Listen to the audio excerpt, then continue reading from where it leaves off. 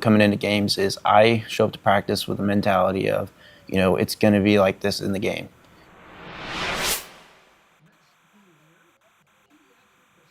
Southwest Missouri, Ryan Stanley, financial advisor, Edward Jones Investments, and a human being for making this program possible. If you have a business and would like to advertise at Junk Field or one of our other athletic facilities at Joplin High School, contact Gina Langston at the Administration Building. It's a great way to support our Eagles and get the word out about your business. Joplin Schools would like to thank all of our sign sponsors for supporting our Joplin Eagles.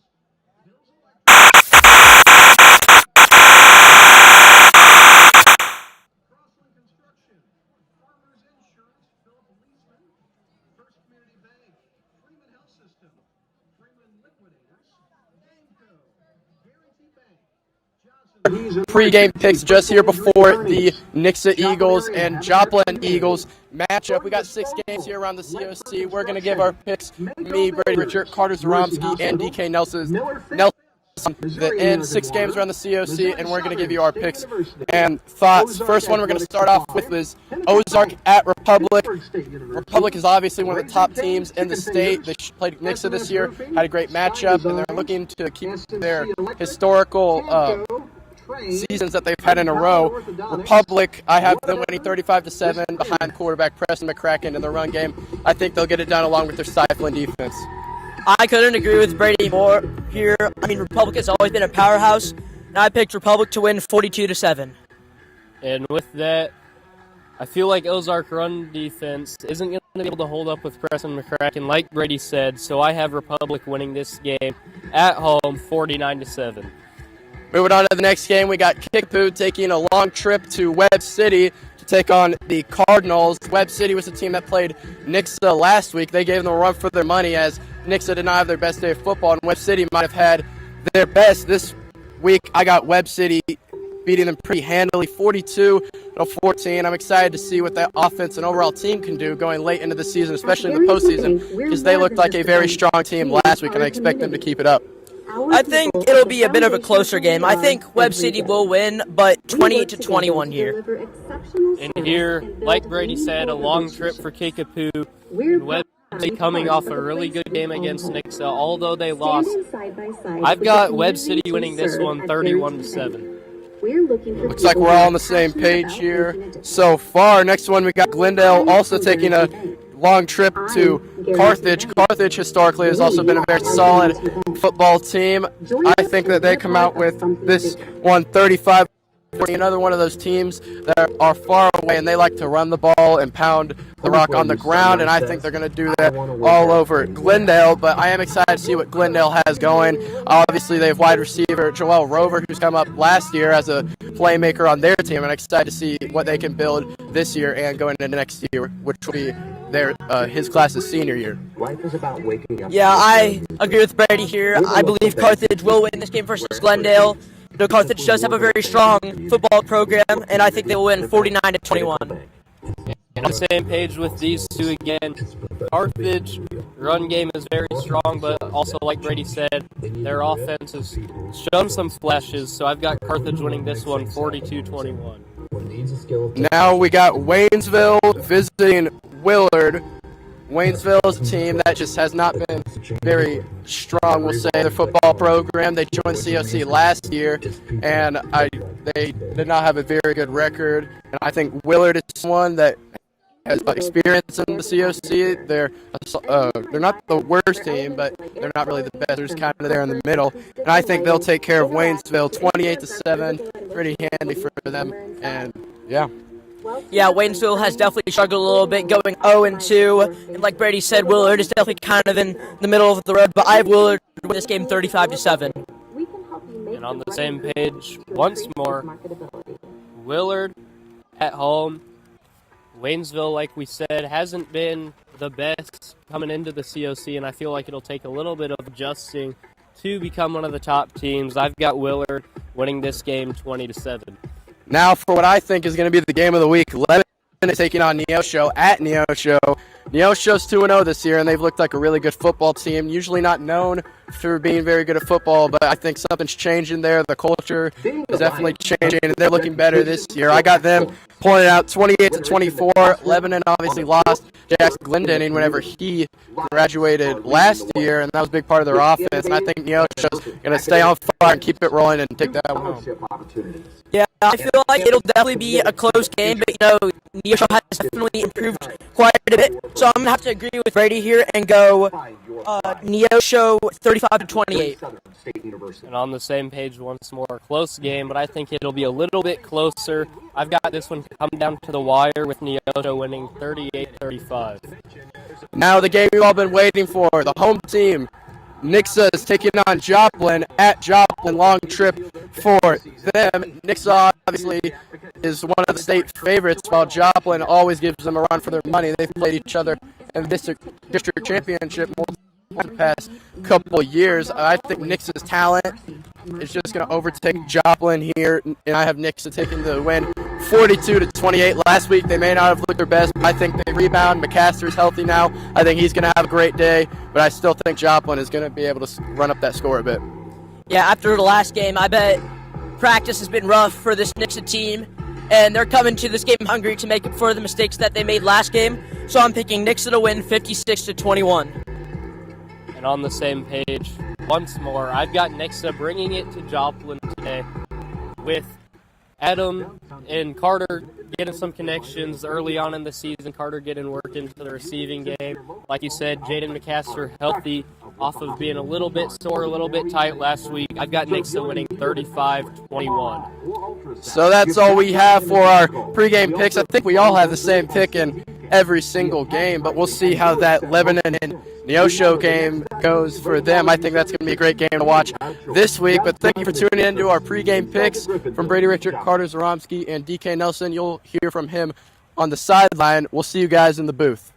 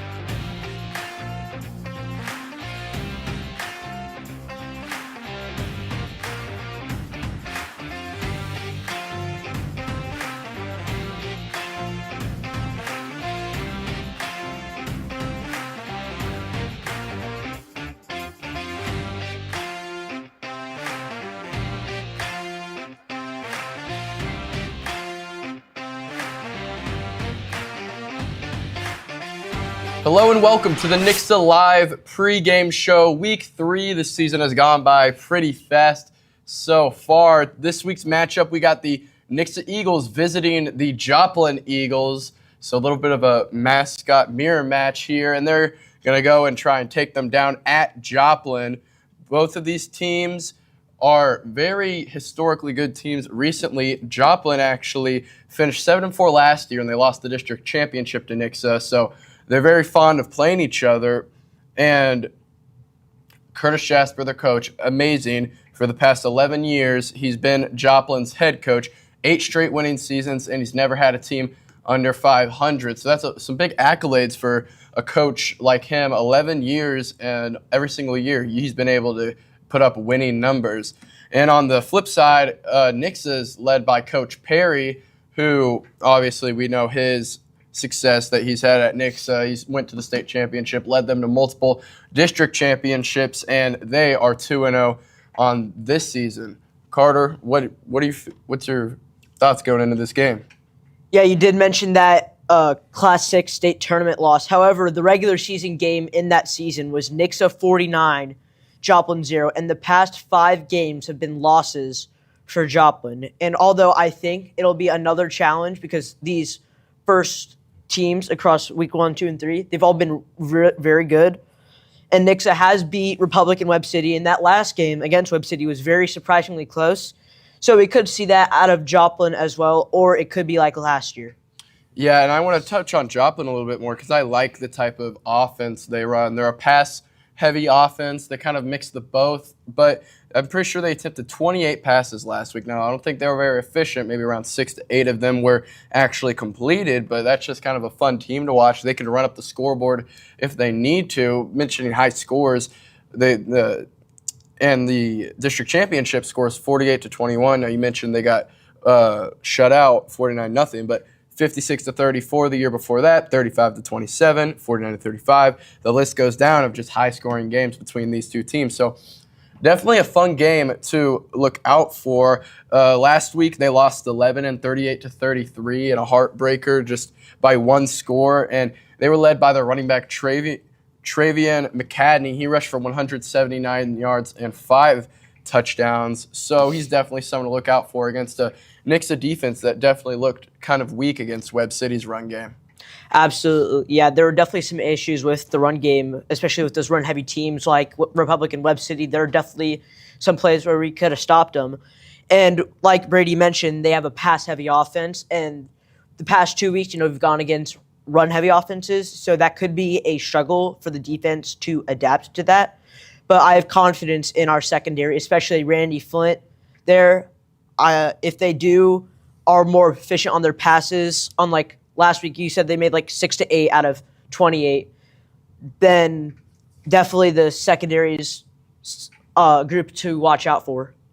Yeah, and I want to touch on the defense as well, along with the secondary. Like you mentioned, Randy Flint. We don't say his name a lot except for whenever he goes in on offense, obviously, but he's one of those players that he's a cornerback, so you don't want to say his name a lot because that means something bad is happening to him. So he's been in great coverage this year. Ty Kellis has been all over the place. A new face we'll see, I think, more is Wyatt Mabe. After he had that game-saving play last week, he subbed in for a majority of that second half, actually, and got some action and put up some pretty good reps. And the defensive line, it's simple. They've got to improve. They allowed, I don't even know how many rush yards, well over 150 last week, and a lot of them were to the quarterback. And them being a run-heavy or a pass-heavy team, you could see the quarterback roll out and run, or like I mentioned, the running back is also dominant as well. So you got to watch out for the run game, and the defensive line needs to improve, as I think Hunter Jensen maybe will get more reps on the defensive line after he had his great drive there on the defense. Absolutely. And you did say that Joplin's running back did put up quite the performance last game with 179 rushing yards. That's also something to look out for as well, because you'll see the pass more, but the running back is always a reliable option. So hopefully the Nixa's defensive line has been working on that. They're expecting some passing more, but also they need to learn that the run isn't going to stop. Like, there's always going to be running no matter what in high school football, and that they need to be able to slow that down in order to prevent the opponent from scoring. Yeah, and we've talked about Joplin for a second there, so let's flip the script over to the Eagles. We mentioned their 2-0 record so far this year, but last week was not so pretty, not the Eagles team that we have grown to learn these past couple years. They look sloppy. I'll say they had a couple fumbles. They had some flags that could easily be, what's the word? Dodged, I guess. They could have easily not had those, and it's kind of sloppy play out of a team that you expect so much out of. So I'm sure they're hungry. They're going into this week. We'll talk about the offense real quick. Adam McKnight, he had another passing touchdown to Carter Mabe last week. We'll see that connection keep on growing between them two. Carter is up to 2 touchdowns. And the main story, Jaden McCaster, he didn't play a lot last week. He was dealing with some tightness in his legs, and they just kind of took him out, I think, to make sure he didn't get injured. But it was evident that Nixa was missing him after they couldn't get that run game going while he was out. So, yeah, 2 players to watch this game are Jax Adams and Joshua Ford, as well as they put in some reps there for Jaden McCaster. So if that tightness does happen to continue, there are definitely some to watch. But it's been a week. Jaden McCaster should hopefully be ready to go by now, especially for another great team that we're facing. But even with all of that play that we're not used to, they still came out with a win. And I think that just shows the talent that this team has and their toughness to pull out the game. And you look at their stats, they average 38.5 a game and give up 20.5. And that offensive stat just shows how explosive this offense can be at its full potential. I think we saw flashes of that week 1. We saw some of it last week, maybe not as much as week 1. But I think that's something that we'll see going through the year, as obviously they lost a lot of seniors and players, but these new juniors that are coming up, the new seniors, even some sophomores that might be playing, they're growing chemistry every single day and, just coming better together as a team. And that just comes with playing, getting the motions down, and that chemistry will build. But, yeah, this week I think it's going to be a good matchup. These 2 teams are both very talented. Nixa's 2-0, Webb City's 1-1. Now, I want to talk – or not Webb City. Joplin's 1-1. But I do want to talk about Joplin's win against Kickapoo, though. They did look really dominant in that game. So I think last week against Lebanon, they just let it get away from them. And I think that they're going to bounce back like Nixa and be hungry after that loss and maybe bring their A game. So Nixa needs to be ready for that. Yeah, Joplin's always been a really good opponent for us. Definitely one of the better teams in the COC. And, yeah, we'll definitely have to try some new things, unlike last game, to get that momentum forward. One player that we haven't seen much, surprisingly, is Scholar Brown. I mean, we've seen a few targets and catches from him, but a lot of the passing action has gone to Carter Mabe and Owen Locke as well. But I expect Nixa to use Scholar Brown against Joplin, because you fight fire with fire. If they pass and get those touchdowns, we pass and get those touchdowns. So hopefully Nixa does utilize him more and also keeps utilizing Carter Mabe, as him and Adam McKnight clearly have some chemistry with those touchdowns there. Yeah, and we did see a pass from Scholar there I think it was halfway through the first quarter. He got maybe a 20-yard, 25-yard pass over the middle, and it looked good. The throw was good. The catch was good. He found him in the middle of the zone, so hopefully we see some more of that going forward. But I think that is all we have here for this pregame show. It's the Nixa Eagles taking on the Joplin Eagles in their house. We'll see you guys in the booth. Thank you for joining us and watching the Nixa pregame show. I'm DK Nelson, and this is the 2-minute drill. Joining me today is Randy Flint. Randy, how are you doing? Pretty good. How you doing? Pretty good. And the way this segment's going to work, I'm going to ask my first question, and when I do, 2 minutes will start on the clock. All right. So, with you being a senior this year, what do you kind of want to see out of yourself and prove to other coaches? Definitely that I've grown and became a leader on this team, and that it's visible every time I step out on this field. And then that shows. And with you being a leader, what do you kind of want to do to help the team going forward once you leave? What do you want to see out of the guys that are going to be filling your spot? Definitely I want to leave a good and kind of like, I guess, a legacy behind. So, like, they'll be like, oh, I want to do something he did, and just set a good example so they know what the expectation is for when they get into their spot. And like you said, legacy, your brother graduated last year, and so with that, what kind of mark has he left on you as a player to kind of carry his name on? Well, definitely work hard and take nothing for granted. I feel like all of his years, but especially his senior year, every single play in the weight room, he was always giving it his all every single time. So, yeah, and with you playing both sides of the ball this year, where does that help you and where does that help the team overall? I think it's kind of like a wild card as to if I come in, it could distract and open a play for somebody else.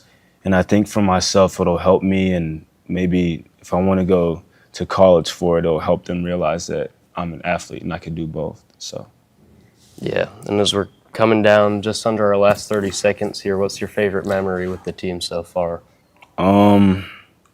definitely every practice, because it's like they add on, and near the end, you start getting tired of people, but that's how you know you just became really close. Like, you just been with them so long. It's the best part about everything. Just seeing them in their highs and lows and do everything. It's awesome. All right, Randy, thank you, and good luck tomorrow. Thank you. I'm Zoe Ward here with the Senior of the Week, who is? Wyatt Isaacson. I'm a student and an athlete as well as you, and I'm many people watching too. What do you think is one thing you do to perform your best? One thing I do to perform my best every day and, coming into games is I show up to practice with the mentality of, it's going to be like this in the game. I can't show up and, practice like lousy all week long and have to show up on game day ready to go. Yeah, I feel like mentality is actually something that helps with everything, school, athletics, all of that. Do you think sleep plays an important role? 100%. Sleep plays a huge role. I try to get, at least 8 hours of sleep every night. With school, it's kind of challenging sometimes. Yeah. But, if you don't have enough sleep, you're not focused for the game. And I feel like that's a whole, aspect of the team. You got to hold each other accountable to getting 8 hours of sleep at night so you can perform your best on game day. I agree with that. So I'm sure your goal for the season is obviously to go to the championship game, right? But is there anything along the way, little successions that you're hoping for too? Personally, I, have a goal. I'm going to try to lead the team. I was selected to the football's leadership council. Leading the team is, what I strive to do. And, we just want to take it week by week and win every game. It's, obviously the goal is our state championship game, but you're not going to get there without taking it week by week. Right. Yeah, that makes sense. As a senior, what are your future goals, I guess, after that maybe don't involve with football, but what do you plan to do? After high school, I plan to go attend the University of Mizzou and get my doctorate in physical therapy. Okay. Can you go more into that? What made you decide? I've been around sports my entire life, and the trainers, obviously, it's really fascinated me how they can rehabilitate people to play it each week. And seeing at the beginning of the week say they have sprained ankle, and each day of the week they are able to rehabilitate that person to be ready for game day. Yes, I love to hear that. Well, thank you so much for giving me your time today. We can't wait to see you on the field. Of course, thank you.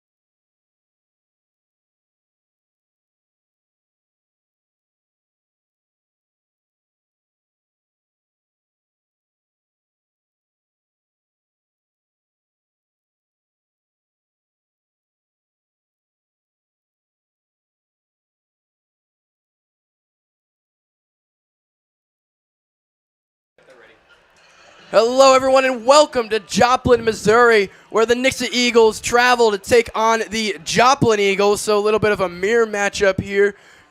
I am Brady Richard alongside my partner, Carter Zaromsky, and this is shaping up to be a good one against two high-powered offenses that love to do it all. Both of these teams like to pass. They like to run. Lots of variety you're going to see in this game. It's going to be a good one. Carter, how you feeling? Yeah, we've had 3 great games in a row versus 3 great opponents. We had Republic, we had Webb City, and now we got Joplin. So this will definitely be an interesting game to watch here. I expect a lot of scoring from both sides and definitely some action with Jaden McCaster as he is now healthy. and definitely expecting some more connections from Carter Mabe and Adam McKnight. Yeah, Carter Mabe and Adam McKnight, two of the people we touched on in the pregame show. Both of them are juniors right now, and their connection has just been growing ever since week 1. They've had a couple touchdown passes to each other. We are about to see the captains walk out here. Joplin's got 6 of them, and Nixa's going out with their 4. For Nixa, it looks like it'll be Brian Sandgren, Max Nickel, Jackson Cantwell, and Dylan Terry. 4 seniors as usual. And for Joplin, they got number 9, Neil Barstow, Daniel Rose, David Bend, and one more, but I can't quite see his number over there. So, like I said, this is going to be an offensive game more than likely, and our picks, we predicted some high-scoring games. I think you had Nixa scoring over 50 points. I had them scoring over 40. So it's shaping up to be a good one here. We're just underway. And these two teams historically in the past recent years have been very good. They met in the district championship last year, and Nixa took care of business pretty easily. But that's not something to look away from, as obviously it's pretty hard to get to the district championship, and Joplin is a very good football team. Last week, Nixa looked, just to be honest, a little bit sloppy. They had some fumbles, low snaps that McKnight wasn't ready for. McKnight had an interception, a low pass on a 4th down that could have sealed the game. And then obviously penalties. Penalties have been one of the big things this year. What do you think Nixa's focused on to kind of minimize those, Carter? Yeah, one of the keys to the game for sure is definitely minimizing those penalties. And in practice, they've definitely worked on, not jumping off sides, no false starts, and just avoiding those unnecessary penalties in general, because most of them have just been a discipline issue. Like, for example, there were quite a bit of personal fouls there as well, which could be avoided. So if Nixa is disciplined this game, then there should be less unnecessary penalties there, and that is definitely key to not only helping Nixa score, but also preventing Joplin scoring as well. Yeah, and someone else I'm excited to watch out for on Nixa this game is Wyatt Mabe. Obviously, we saw him going last week after the man in front of him had some penalties, and they took him out, and Wyatt came in and got the job done. He got that game-winning stop there at the end for Nixa, and I've been talking to him. He thinks he's going to keep on going strong and get some more playing time, so we'll see how it goes for him. He's ready to play whenever he is needed. Here, the coin toss in the middle. Looks like Nixa has won, and they will defer. So Webb City will get the ball first, or Joplin. Excuse me, I'm still stuck in last week, apparently. And they will be going. They will pick their way here and shake hands. Just a little under a minute and a half until kickoff between these two Eagles teams.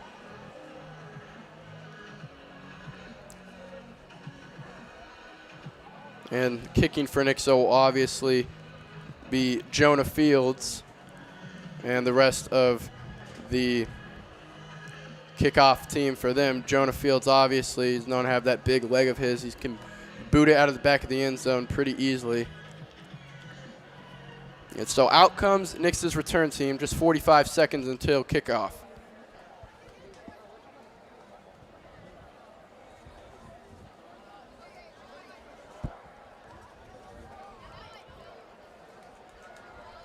Back to return for Joplin will be number 4, Lane Royal, and number 25, Hayden Wolf. Lots of seniors on this Joplin roster. I'm pretty sure they've got over 30 on their team. So lots of veteran and maturity on this team. Here we go. Jonah Fields now to kick.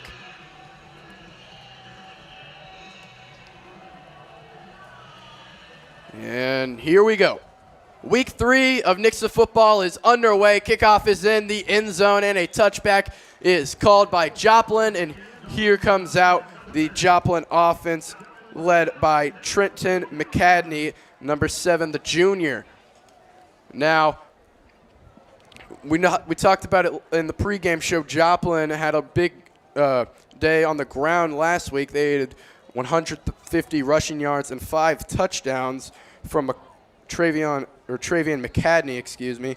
Those two are brothers at quarterback and running back, so we'll see how they start this game. Both McCadneys in the backfield. One receiver out both ways. Handoff McCadney. McCadney finds a hole and breaks a tackle and moves upfield for a decent gain up to near the 27-yard line, or 32-yard line, excuse me. Pretty weird angle up here. That might be the 27, excuse me. Tackled there by, I believe, number 7, Reed Wilson. He was able to find the direction of the running back and get him down. Yes, we do see Wyatt Mabe here starting for the Eagles. 2nd and 3, handoff once again. McCadney will move forward right into the defense, and it looks like he'll pick up the first down and move the chains for the Eagles. Looks like they're starting to gain some momentum here with the run game like we talked about in the pregame show. And that's definitely been an issue with the past 2 games. I mean, Nixa's D-line did allow Webb City to get quite a bit of rushing yards, and one of the main ones was containing that outside run and setting the edge, but this inside run could also be a problem too and be one of Joplin's keys to the game. Yeah, we saw Nixa had a hard time setting the edge against Joplin and Republic. A lot of runs would bounce to the outside, and they would get lots of yardage from that. And the quarterback will keep this one as Wyatt Mabe throws him around and down at the 31-yard line. So good tackle from Wyatt Mabe will bring up 2nd and 10 after a minimal gain. And like we just mentioned, there's that containing the outside run. They've been definitely working on that in practice, and we love to see it in action there. Hopefully they can keep that tone for the rest of the game and stop those runs.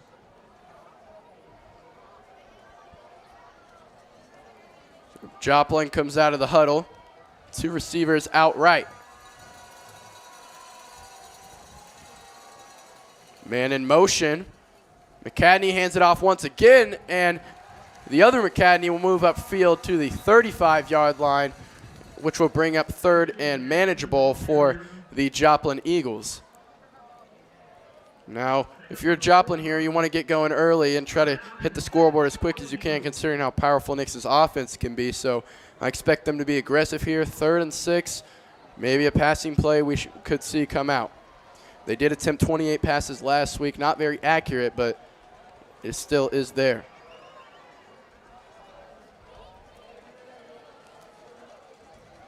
Two men in motion. Cadney hands it off on 3rd and 6, and he's swallowed up immediately. First one there was Weston Weldon for the tackle, maybe for a loss of yardage, and that will bring up 4th and 6. Nixa has definitely worked on their mistakes here, especially with the D-line. And on the first drive of the game for Joplin's offense, Nixa has been able to get a stop here. It's great for this Nixa team. Definitely has been working on that, containing that run, and here comes the punt. Joplin will bring out their punt team now. Carter May returning for the Nixa Eagles as usual. We'll send the punt his way. Mabe fields it at the 30-yard line, gets a good block from Wyatt Mabe, and he's going to find a hole up the middle, get around midfield, and that's a great return from Carter Mabe, and he will give the Eagles excellent field position at the 50-yard line. So McKnight and crew will have plenty of room to work with here as they have great field position right in the center of the field. Now this offense we talked about last week, some snap issues, obviously, some penalties. And I'm sure they tried to clean that up this week, and I'm hoping they did. Scholar Brown as well, the transfer, got his first target last week as well, so we'll see how he is integrated into this offense too. Kubik moves in motion. High snap is given to McCaster, and McCaster is going to run into his own blocker and still find some yardage up to the 48-yard line. So decent pickup for McCaster will bring up second down.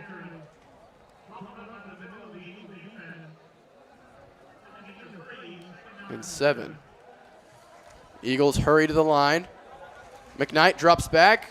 He's going to look to use his legs, and he will, moving up the middle now. Breaks a couple tackles and moves forward for the first down. And he will move the chains for the Eagles as McKnight uses his legs. Joplin has definitely got to watch out for that QB run. I mean, they're probably going to assume that every rushing play is going to be with Jaden McCaster. But every once in a while, Adam McKnight will have the rush there. Yeah, and smart decision from McKnight. Didn't like any of his options and just used his legs, stayed out of danger, which is good to see him learn from his mistakes from last week. Handoff McCaster to the left. He's going to move upfield and break a couple tackles, stays on his feet, moving now to the 26-yard line. Great run from McCaster, moves Nixa deeper into Joplin territory with the first down. Nixa gaining some momentum here, definitely hungry after a bit of a sloppy game versus Webb City, almost causing Webb City to win. Now they're inching closer and closer to the end zone.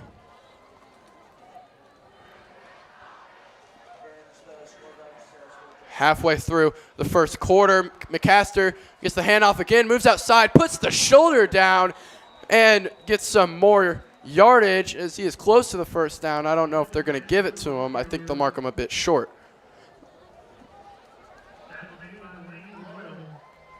There's a flag on the play here that we did not notice.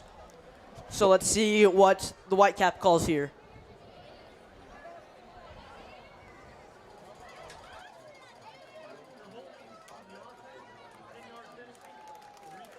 Flag will be holding on Nixa, so that'll be a 10-yard penalty for them. And replay first down. They are to the line quickly.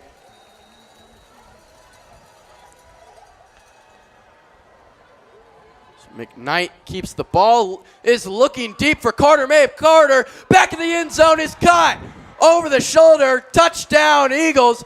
Great throw from Adam McKnight. And that connection continues to grow as the Eagles get up early, 6-0. Field goal or extra point will make it 7. Great play for the Eagles there, and way to get it going. And that was one of our keys to the game here. Watch that Adam McKnight, Carter Mabe connection.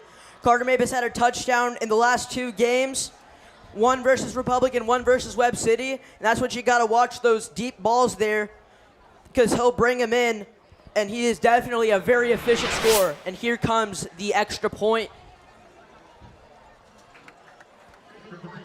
And it is good by Braden Kamke, so he will stay perfect and will up the lead to 7. So that's got to hurt Joplin a little bit as they were not able to score on their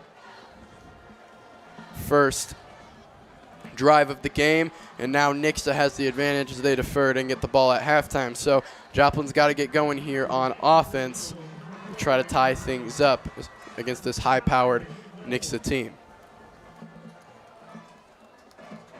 Here comes the special teams. Joplin hoping to get a good return here for good field position like Nixa did.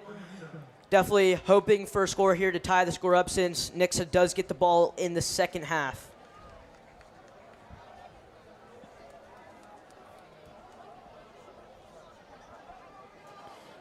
So Fields sets the ball up at the 40-yard line and will send it down to Joplin at their 1-yard line. He will have to return this from the 1. He's going to get some blocks, move up field, and get a good return there up to the 24-yard line, especially from where he started. That's going to be a good return flag on the play, so we'll see what that is. Tackle was by Wyatt Mabe on that play.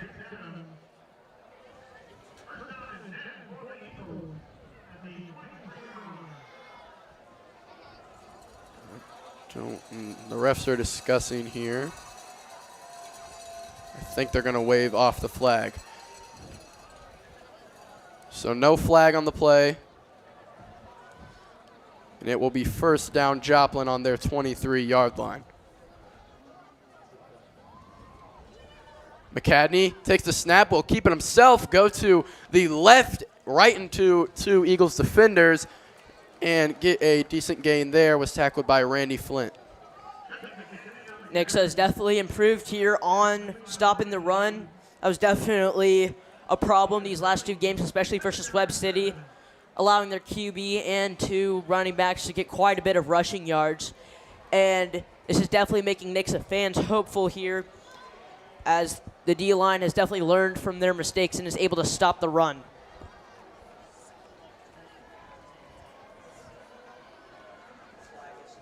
Motion here in the backfield. Handoff McCadney, and he's met immediately by Max Nickel and a flock of Eagles right in the backfield, and that's going to be for a minimal gain, if not none, for third down and long for Joplin. 3rd and 7 officially.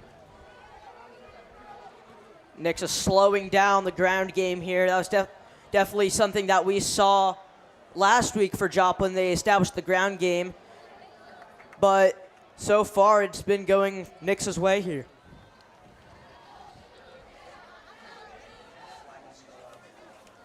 McCadney drops back. He's looking down the sideline, dumps it off short, and he's going to get the catch and more now, moving up the sideline and tackled by Wyatt Mabe, but he gets a big chunk of yardage and gets the first down and more past the midfield and into Eagles territory.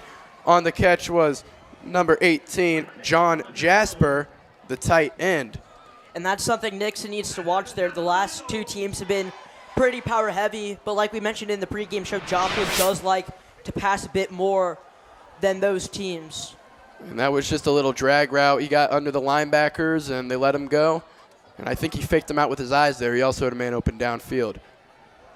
Here's McCadney again. Play action. He's looking deep. He's got nowhere to go. Isaacson on him. He's just going to throw it up on the other side, and it's caught by McCadney, and he gets the first down as well down at the 30-yard line. So the connection there from both the McCadneys, and that's a good way to improvise from Trenton, the quarterback there, and he gets the first down. Having two brothers on the same football team is definitely an advantage. I mean, that chemistry has been there since birth, and you see plays like that, and the Joplin student section has been going crazy after two back-to-back plays there. So looking like they're getting this passing game going, which is something I think they needed to do against this Nixa team that's used to these running defenses.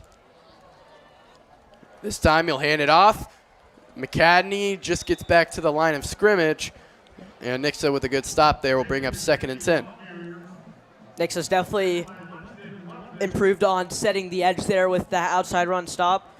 Joplin might have to resort to a more pass-heavy offense this game if they want to even think about scoring here. Because Nixa's done a great job about stopping the run, but the only two pass plays that they've had have been first downs. So if their quarterback can stay accurate, then that'll be a huge advantage. McCadney hands it off, and he will break a couple tackles, stay on his feet, and finally drugged down by, I believe that was Reed Wilson, and he will get a decent gain out of that, but will bring up 3rd down for the Joplin Eagles. Last 3rd down, we saw them bring out the pass whenever it's this type of situation. It's going to be 3rd and 6, so we'll see what they do here, as they have a lot of variety that they can do with this play call. Yeah, also they're on the tackle number 0, Braden Parks, but like Brady mentioned, they're definitely going to look to passing more with Nixa being able to stop this run, and I expect that's what they could do here to maybe reach the end zone. Just under 4 minutes left in the first quarter, as they do the handoff here, and McCadney's going to follow his blockers and move forward for a decent gain. He's going to be 2 yards short of the first down. So we'll see what Joplin does here. I imagine they go for it after Nixa scored earlier in the first quarter. Yeah, football is a game of decisions, whether to go for it or not, but being down a touchdown already, Joplin is going to go for it on 4th and manageable. 4th and short for the Eagles. 2 men in motion, and looks like the referee is going to stop play. For the Eagles, we see Hunter Jensen in. We've been calling him Mr. Two-Way in the locker room. He's been doing good things on offense and defense. So we'll see if he makes a play here. 4th and short. McCadney takes the snap and will keep it, move out right, bounce it outside, and get the first down for the Joplin Eagles. Good decision by him to keep the ball there, and he will move the chains. Joplin has definitely been watching film here as they know that Nixa has struggled with setting the edge. And on a crucial 4th down there, close to the end zone, they're going to choose Nixa's kryptonite.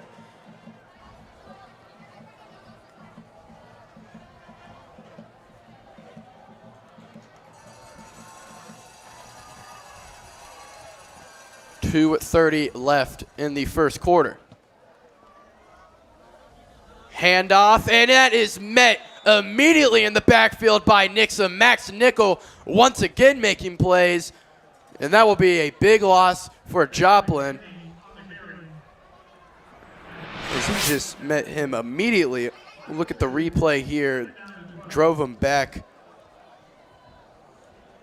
Also there on the tackle, number 96, Max Gradell. He's been great for the Nixa D-line here, being able to set that edge on closer outside runs.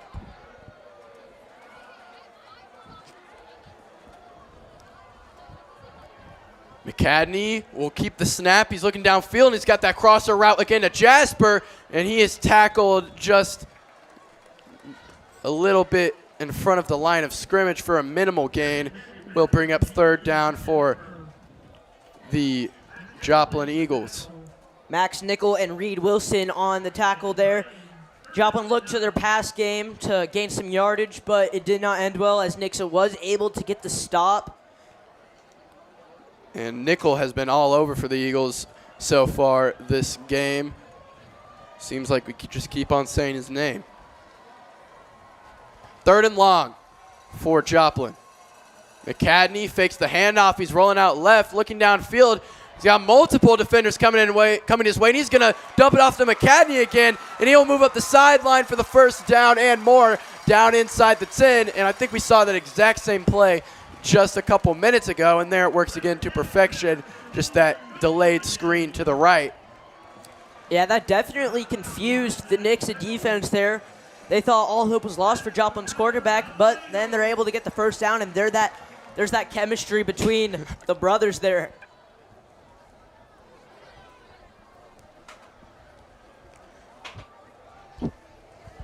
Yeah, those two have shown great promise in these early stages of the game.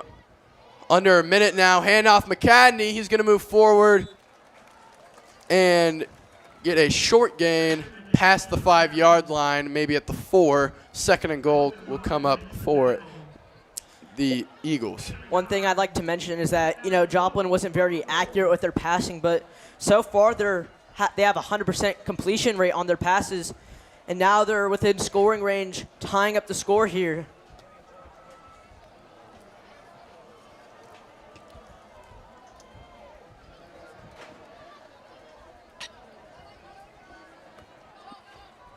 McCadney on 2nd and goal will hand it off, and the Nixa D-line finds him immediately at the line of scrimmage there.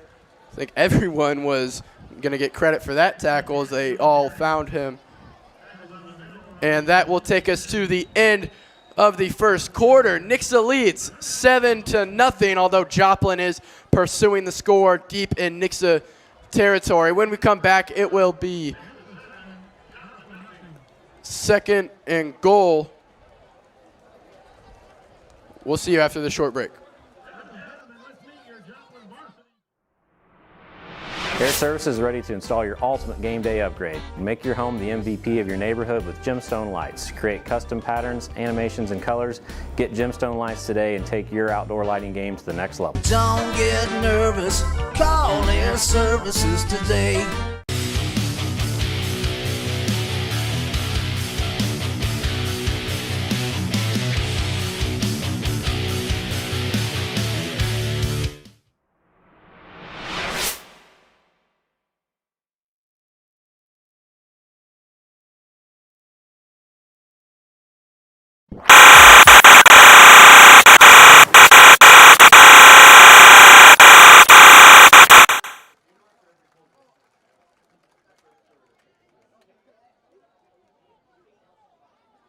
Joplin, Missouri.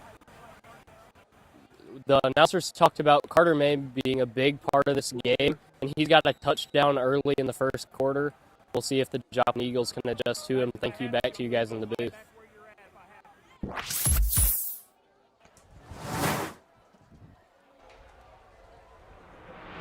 Thank you, DK Nelson. We have flipped the field here in his 3rd and goal. I said wrong before we went to the break. And the handoff is to McCadney. He's going to move forward, and it looks like he may have gotten in. Jensen might have stopped him just short. And I think they're going to mark him maybe inches short of the goal line. So Hunter Jensen there, we were just talking about him. He plays 2 ways, was there on the tackle to stop him from getting into the end zone. So to start the second quarter, 4th and goal. Joplin is down by 7. They need this to tie the game.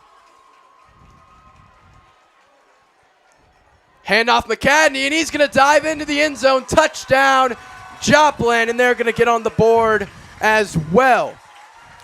And there it is. They've been working up, inching up to the end zone, and there is the score. Expected, a rush between the two brothers. There's that chemistry again, being able to find that hole. And now it is almost tied because Joplin does have to make this extra point here. Yeah, and what really hurt Nixa on that drive defensively was 3rd downs. They weren't able to get a stop whenever they needed to. Joplin was faced with multiple 3rd downs and were able to convert with their passing game. So here's the extra point. Kicking is Toby Ibsen. The kick is up, and it will be good. So 7-7 now, tie game for these two Eagles teams. Carter, what'd you like from that drive from Joplin? Dislike, same with Nixa. Yeah, what I liked is, Joplin utilizing the chemistry between those brothers there, the quarterback and the running back. And they were able to, push through Nixa's defense, inching closer and closer, staying consistent to get the touchdown there. But just a reminder that Nixa does get the ball in the second half, which could be a disadvantage to them. And Nixa does get the ball back right now. So if they score here, then that could be a problem for Joplin. Yeah, Nixa, like you said, does get the ball back to start the second half. So we'll see what they do here. They had a quick score. Their last drive. And Joplin will now kick off. Back to receive is Carter Mabe and Randy Flint, 2 speedsters on this Nixa team. Kicking off will be Toby Ibsen again.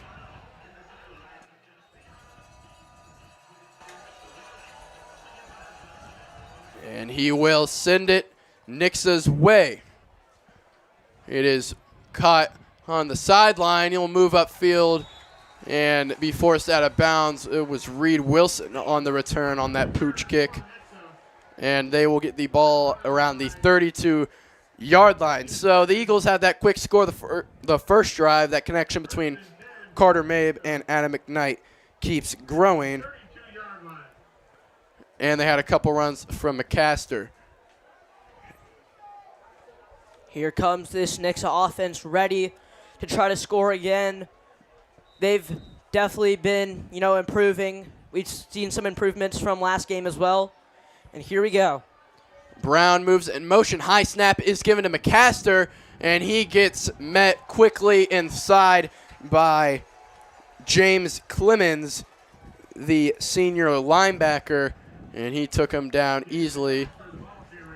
Well, that will bring up 2nd and 8 maybe for the Eagles with that minimal gain by McCaster.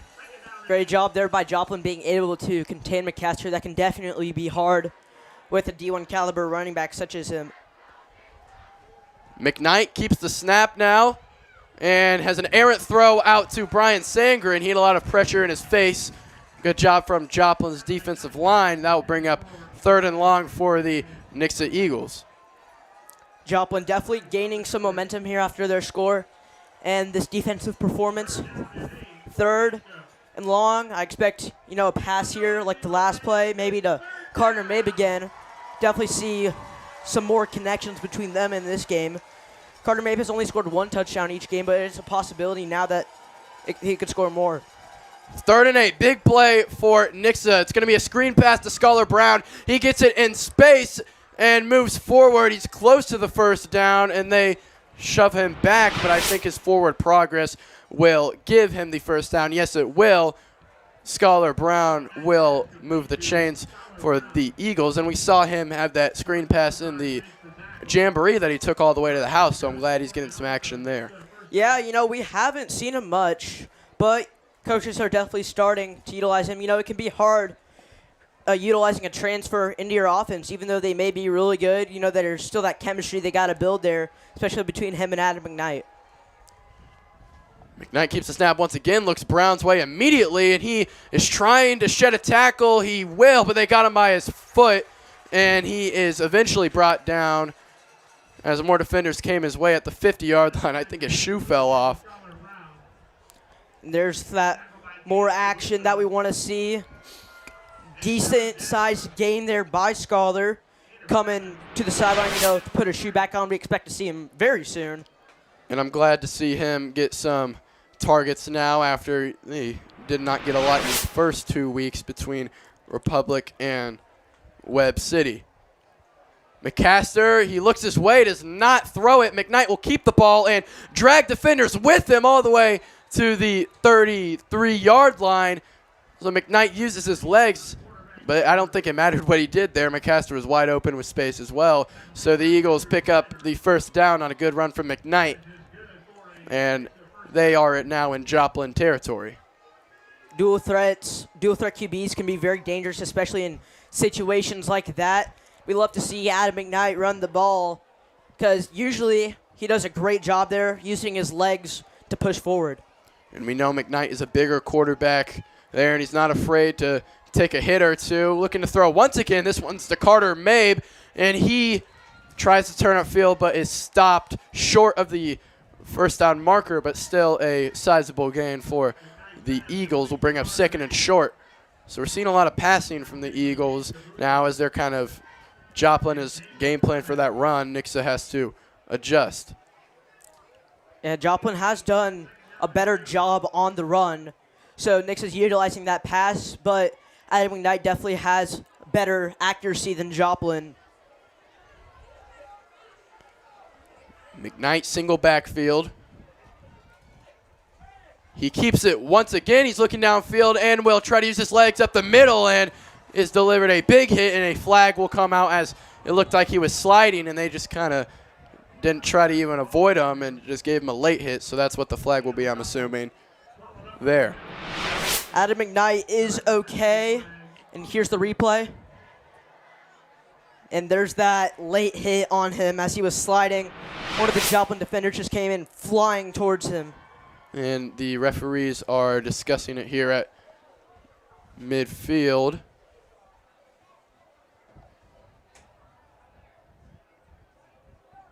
We will see what they call.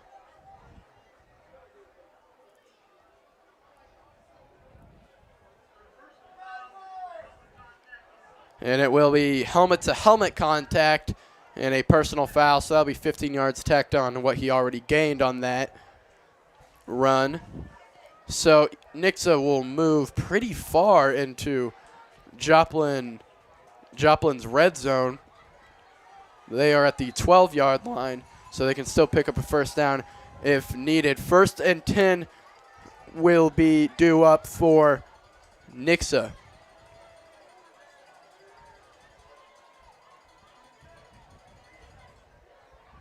So the referees are still having a discussion here. I think Coach Jasper wants an explanation on that penalty. I mean, you know, we saw the replay. There was definitely that late hit helmet to helmet. But, you know, you can always try to talk your way out of it. But it looks like the refs will be keeping their decision here on the personal foul. Yeah, and you see that coming a lot of times with the quarterback. You just can't late hit that quarterback. They want to protect him.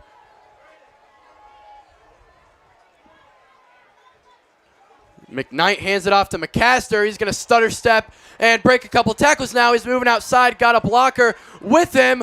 He stays on his feet and jumps forward as eventually steps out of bounds up to the 5-yard line. But, man, what an effort from McCaster to stay alive there and get some good yardage for the Eagles. There is a flag on the play, so we'll see. The refs are discussing on the 15-yard line.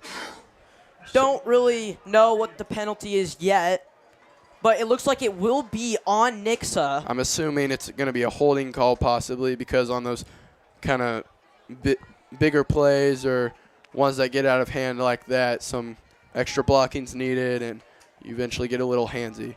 And there it is, holding on Nixa. That'll send them back 10 yards. So 1st and 20 coming up for them. And there's some of those penalties, you know, that could be avoided. Like Brady said, you know, they kind of get handsy.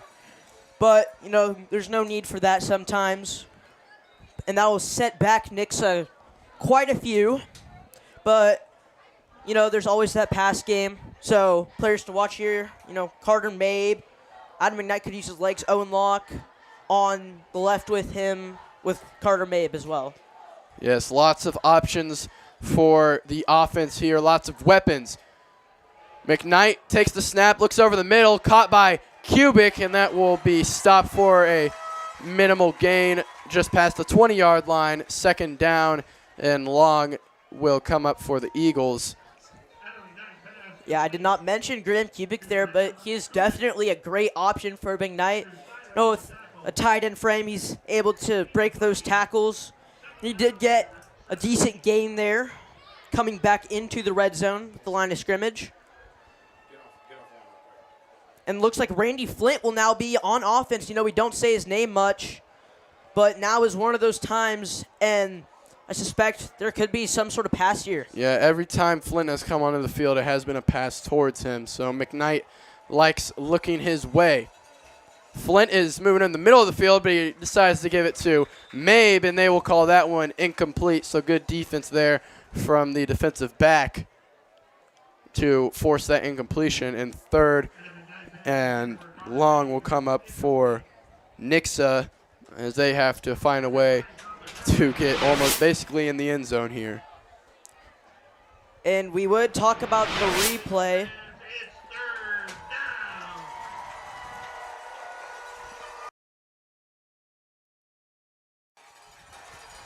Third and 18. McKnight has one in the backfield with him. He gets looking for a screen pass to McCaster, and he's going to stay free moving forward and brought down at the 12-yard line. Still definitely some gain there. Nixa could go for field goal, and here comes the field goal team. We don't see much field goals out here in high school football, but we're going for it. Jonah Fields will be the kicker. Yeah, and we know Fields has that big leg of his. You see it on the kickoffs. He's got to work on that accuracy a bit for this field goal. Here we go, about a 29-yard kick, it seems to be. Fields. Snap, hold, and the kick is right from Fields, so did not have the accuracy on that one, and Joplin gets the stop as their offense will come onto the field now, and that is a huge stop for them as now they can take the lead here with a good drive like the last one they just had. Here comes McCadney and his offense. They had a great drive last time they were on the field, and they had a variety of running and passing, so I expect to see a lot of that from them here as well. Joplin still doesn't have the best field position as they are pretty deep into their own territory here.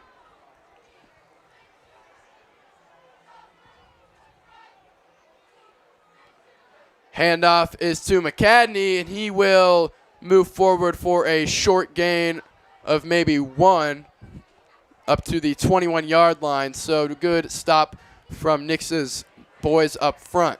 2nd and 8 coming up for Joplin. We are just under 6 minutes now into the second quarter. And after a missed field goal, it's definitely crucial to get those stops. You know, Nix's defense is probably a little bit angry here and a bit more aggressive. Handoff once again, McCadney. He's going to move forward and stopped once again, but not after a 3-yard gain. So 3rd and 5 will be here for Joplin. And if Nixa can get this 3 and out here, that'll be big for them, as I don't assume Joplin will go for it deep in their own territory. But, you know, there is that pass game that we've seen, you know, 100% completion rate there. And I expect to see that here, and we'll see if it works out. Mark it 3rd and 7. I mean, he got all the way up to the 5-yard line, but I guess they blew the play dead early. Man in motion. McCadney's moving out right. He's got a man in his face, but will dump it off, and he is met immediately by Reed Wilson, who forces him out of bounds. On the catch was Xavion Williams, and that will be 4th down for Joplin. We'll see what they do here, and it looks like the punt team will return to the field as they are deep in their own territory. Okay, here comes out Carter May. I was confused for a second there because he was not back there, but here he comes for the Eagles. Kicking here is Jariah Clark, I believe. High kick to Mabe. He's going to have to call a fair catch, and he will catch it down at the 26-yard line. Excuse me, on that punt was Neil Barstow. 0 and 9 kind of blended in there for me. That was a great punt there, pretty high, and forced Carter Mabe to back up and take a fair catch. It's definitely important for your punter to have quite the leg, because that could be a huge advantage at times. You know, punters definitely get overlooked, but having a great punter is extremely important. So the Nixa offense returns to the field with just under 5 minutes left in the first half. They got stopped there last time as they missed the field goal, but they got it back almost immediately. So we'll see what they do here. McKnight takes the snap and gives it to McCaster, and he's going to find a hole now, moving upfield, breaks the tackle, still going, spins off the defender. He's got more on his back, and he will eventually be dragged down at the 25-yard line, but not after a ginormous gain, and he is pumped up. I mean, every game, Jaden McCaster seems to have quite the rush. I mean, last game versus Webb City, first play of the game, he had, like a 75-yard touchdown, and I expect to see more out of him like every game. He's just a consistent playmaker, and especially in crucial moments like those where the game is tied, he's able to run the team up. Yeah, he's a gamer. He knows whenever he needs to come out and show out for this Nixa team, and right after that run, they'll give it right back to him, and he's going to squirm his way through the middle of the field, and a flag is thrown in from the Whitecap, so we'll see what he calls here, but McCaster had a solid gain on that run, which would be 2nd and 3 depending on the penalty. We'll see what it is here.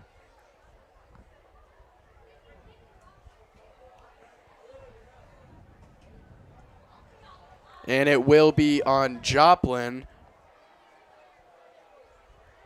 I believe that's what the referee signaled.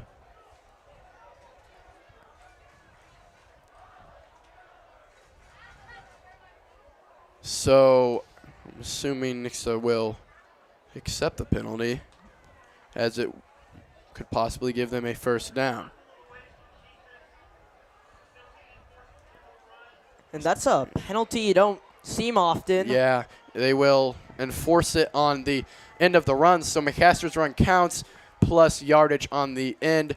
So Nixa is now inside Joplin's 10-yard line. 1st and goal. Jax Adams in the backfield with McKnight. Brown in motion, and they're going to give it to him on the jet sweep. He gets past the defender. He's moving inside and dives for the end zone. Touchdown. Nixa Scholar Brown finds the end zone for the first time this season, and Nixa will take the lead 13-6. And that's what we've been waiting to see. I feel great for Scholar Brown there. You know, he hasn't got a touchdown the first 2 games, but there it is. Definitely using his speed to the advantage there on that jet sweep. And ends up finding the end zone. Nixa 13, Joplin 7, and here's the extra point. Yeah, we saw him use that speed to get around the edge on that first defender coming his way. Kamke's kick is kind of low, but it will be good. So 14-7, Nixa will lead. And we will give it to the sideline with DK Nelson.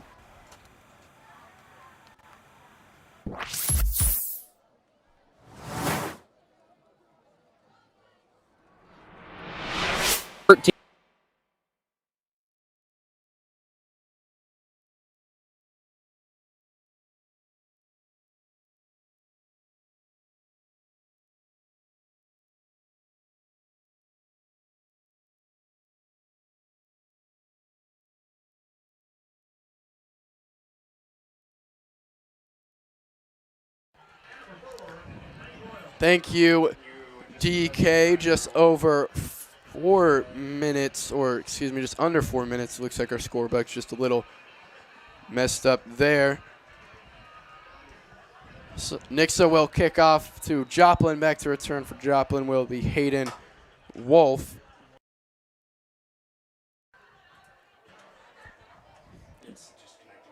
Jonah Fields sends the kick their way, deep in their own end zone. They'll call the touchback. I mean, he's got quite a leg on him as Joplin returns to the field. They had a quick 3-and-out last drive.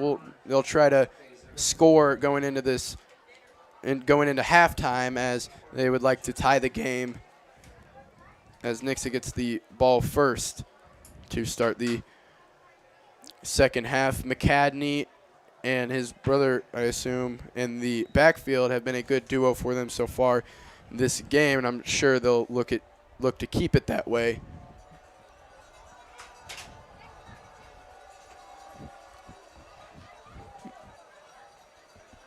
McCadney keeps the ball on that one, and he's going to have lots of room. Almost gets past Reed Wilson, but he trips him up just at the 32-yard line. That one faked out Nixa a bit, and he got a good gain for Joplin.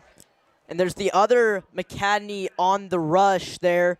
Didn't expect to see that for sure. Nixa's defense definitely seemed a little confused there. But if one brother's a running back, the other brother sure has some speed. Yes, both great runners for this football team. And it has shown. McCadney, the running back, takes this one, and he's going to move forward for a decent gain up to the 36-yard line. And it will be second and manageable for Joplin. There's the other McCadney on the rush. Sorry if you guys get a little bit confused on which McCadney it is. But that was the running back there. And, you know, he's been reliable for Joplin this game, you know, getting the yards where you need it. And here we go. Single backfield for the Eagles. Handoff is to McCadney, and he is met immediately at the line of scrimmage, maybe a loss of a yard. Ty Kellis was there first, and he is limping a bit. And a timeout is called by the Nixa Eagles. Nixa leads 14-7 with just under 2.5 minutes left in this first half. We'll be back after this short break.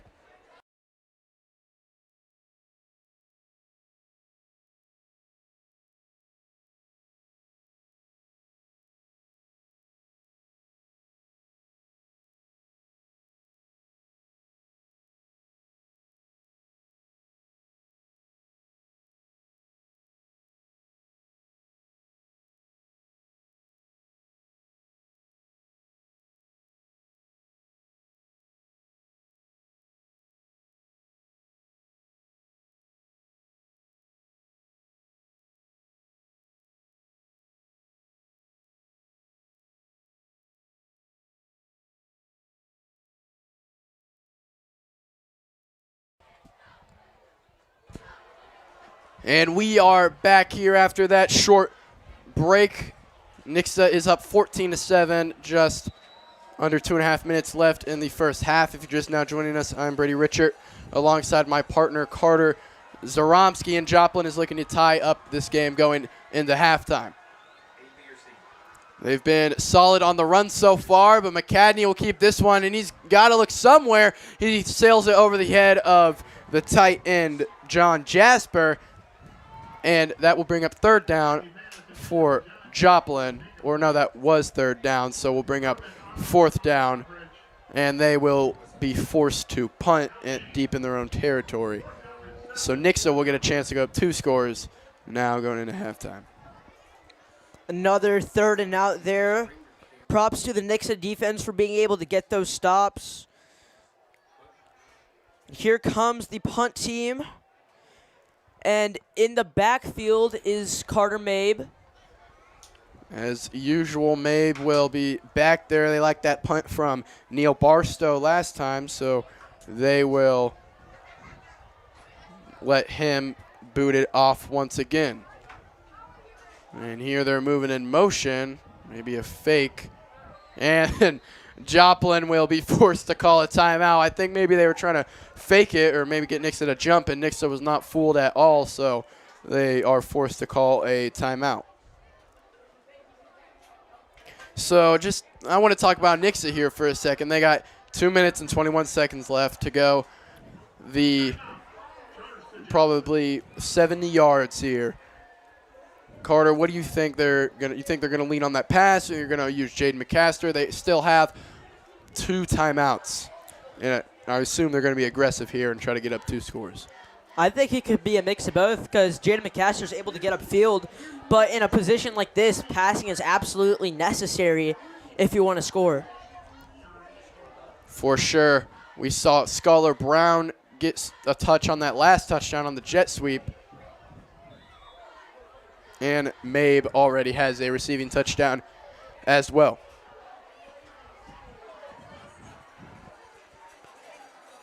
So Flint almost got in there and blocked it, and Mabe will call for the no, he will not call. And Mabe will get a good return here now, bouncing outside up to the 45-yard line. And Joplin's coach is sprinting, wanting a flag, but no flag will be given. And Mabe will get a good return there and give the Eagles good field position. It looked like he was waving his arm for a second. I thought maybe he was thinking about the fair catch. I think maybe that's what their coach was arguing with, but they will not call it.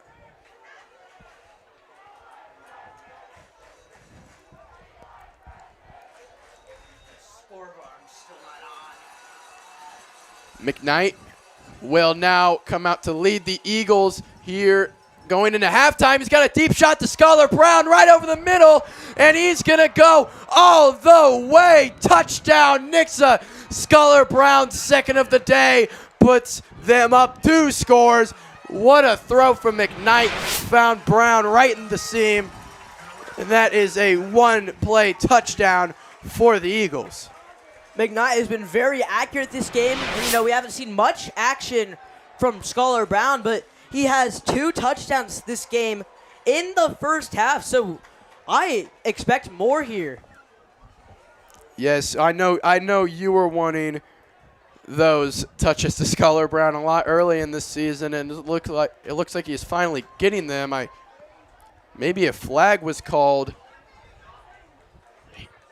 Yes, the flag will be called for Nixa, and that will send the play back. So, I got all excited there for no reason, it looks like.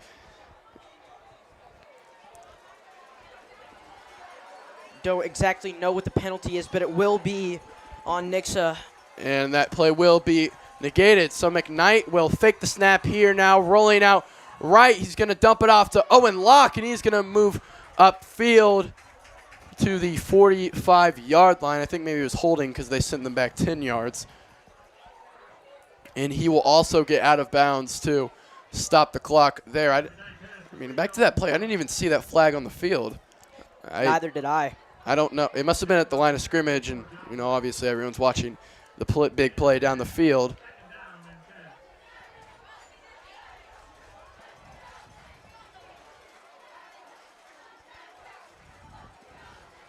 McKnight, Sangren moves in motion, and he will keep the ball here and move up the middle of the field, use his legs, and get a good gain there, close to the first down marker, just short, and it will bring up third down and short for the Eagles with just under 2 minutes left in this half.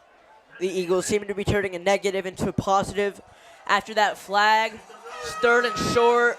They're definitely starting to gain some momentum here, hopeful to score before the half ends. Third down for Nixa. Got to convert here. He looks right to Scholar Brown, and he hauls that one in for the first down. Quick little check down there for Nixa. Good play call from Coach Baldwin, and Coach Perry will move the chains, and they will hurry to the line now. It's looking like they're all in a rush. And minute 40 left in this half, so they got plenty of time here. They have to go 42 more yards. First and 10. McKnight drops back. He's looking left, fires over the middle. It's caught by Locke. He's going to spin away and get brought down a little after, up to the 36-yard line, or 39, excuse me. Owen Locke's someone you got to watch out for. I mean, most of the passes are targeted to Carter Mabe or Scholar Brown, but Owen Locke can definitely sneak in there and make some good plays there. Yeah, sneaky player for Nixa, as we just saw right there. McKnight drops back. Once again, he's looking downfield. He wants Sangren. That's going to be overthrown and almost picked off by Joplin there, and coverage was Jack Lewis, number 26, but no one came down with the ball, and it will be 3rd and 1 for Nixa. 55 seconds left in the half. Sangren had 2 men on him, and it's kind of hard to catch an overthrown ball with 2 men on you. But there's still hope. Not much time left on the clock, and it is 3rd down. But here we go.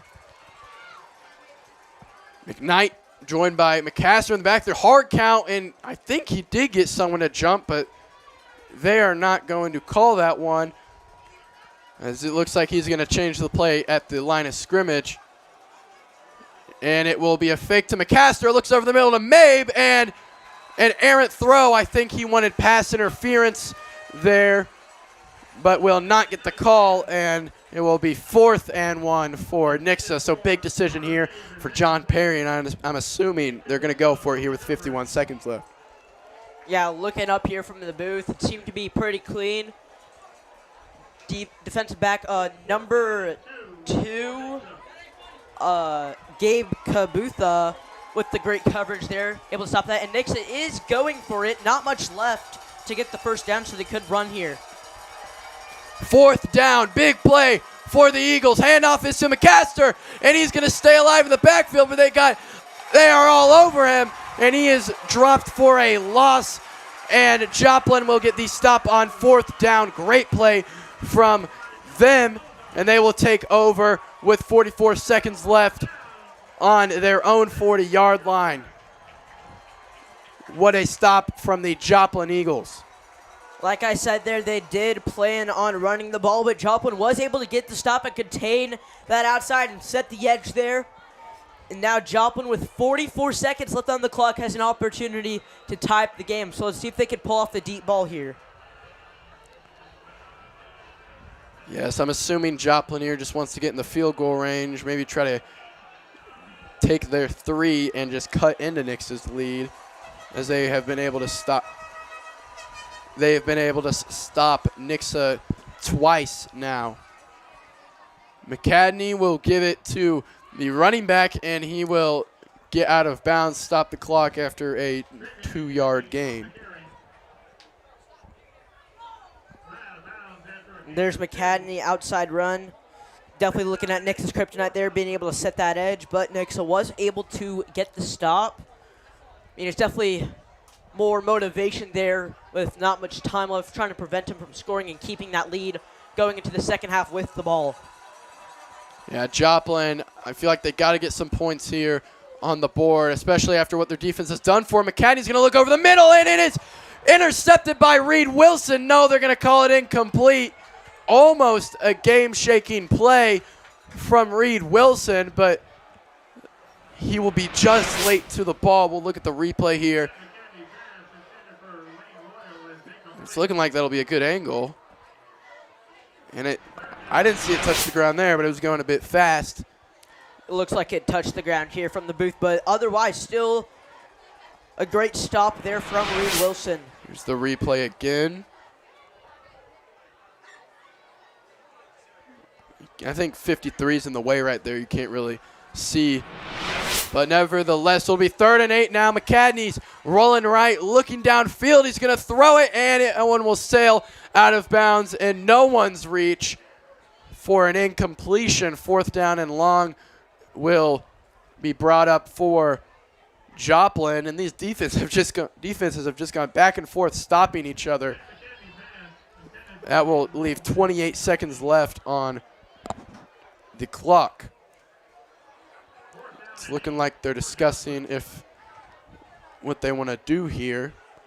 I'm assuming you'll punt this and not have the risk of Nixa stopping you and then having good field position. They could maybe try to pin them deep inside of their own territory. But it's looking like they might go for it, as I don't see any changes being made in this huddle. The play clock is down to 10, so they're going to have to burn a timeout.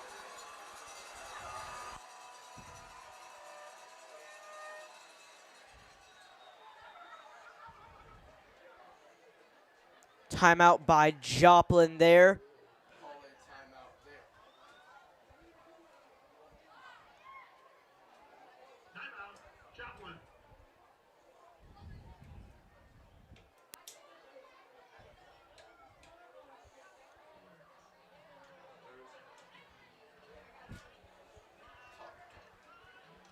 Nixa has a crucial moment here. Definitely maybe they could score here.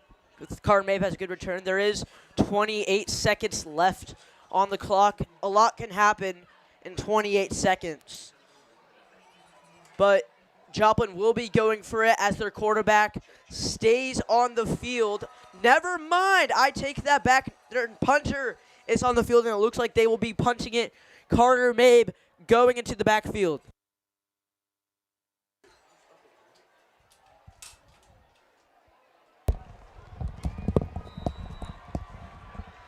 Sorry there, I was having technical difficulties with my mic. Thank you, Carter, for talking on my behalf. Here, Joplin will elect to punt. Now there's a high arcing punt to Mabe, and he will muff the punt there, and Nixa will thankfully jump on it. Wyatt Mabe will secure and back up his brother there for him. You know, just a little bit of brotherly love there. Got his back, and Nixa will have the ball with 20 seconds. There's the chemistry between the Mabe brothers. Not much time left on the clock.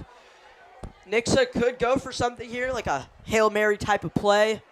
And Randy Flynn is on the field, so expect maybe a deep ball to him. Randy Flynn's definitely dangerous on a deep ball, so keep your eyes on him. Saw it against Joplin. Maybe we'll see, or against Republic, maybe we'll see it here. McKnight is looking his way, and he'll roll out right. He's being chased out of bounds, and that will stop the clock as well. 14 seconds left in the second quarter, and this has been a long, dragging second quarter. Lots of defensive stops from both of these teams. As Nixa has 14 seconds to try to make something happen. Second down for them. Randy Flint will stay on the field. McKnight fakes the handoff. He's looking over the middle to Mabe, and it is just off his fingertips, maybe a little in front of him, and he wasn't able to get to it. Will be third down now, 10 seconds left. And what you don't want to do here is just go through 4 plays or 3 plays and not run any time off the clock and give Joplin some field position, but I don't think they will do that. It is 3rd and 8 for the Nixa Eagles. Handoff is fake to McCaster, and McKnight will try to get around the edge and waste some time as he runs out of bounds with 5 seconds left in the half, so you can maybe expect just a Hail Mary here from Nixa to run the clock out and try to get a score if they can. And no, the punt team will come onto the field. So this Joplin defense has been able to get lots of stops here. They've looked very solid so far. Not the high-scoring game maybe that we predicted, but definitely an entertaining one, as this has been a close game throughout this first half. Fields with the punt high arcing down to Joplin. The clock will run out. All Nixa has to do is field the ball, and that will be the end of the first half. 14-7 is your score. Nixa leads. Nixa will get the ball to start the second half. Low-scoring game here. Both defenses have been stifling ever since those first two scores. Nixa maybe could have been up 2 scores, but they had a holding call that brought them back, and we are stuck here at 14-7. We'll be back after this short break during halftime. It's maybe around 20 minutes, and you will hear from DK Nelson. He will be with Coach Perry. We will see you back in the booth in just a little bit.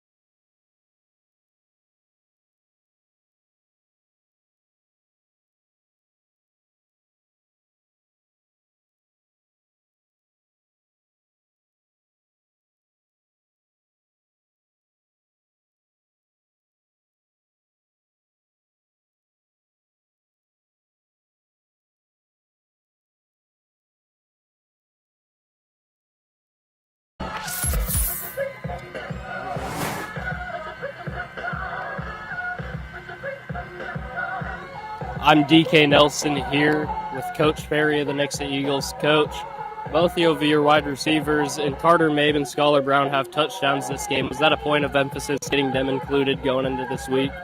Not really. We just had a little bit of trouble running the ball because we had a little bit of trouble blocking. So I'm just grateful for the 2 touchdowns we got because we did not play very good. And with that, the blocking calls holding the team back from a couple big plays and touchdowns. Is that going to be a point of emphasis going into the locker room? Yeah, we try to play clean, but we've not been very clean tonight. Not been very good. And with that, what's the biggest point going to your guys in the locker room that you want to see out of them in the second half? We would like for them just to do their job. It's pretty simple. Just do your job. And some of them can't do their job. Yes, sir. Thank you, and good luck in the second half. Stay tuned.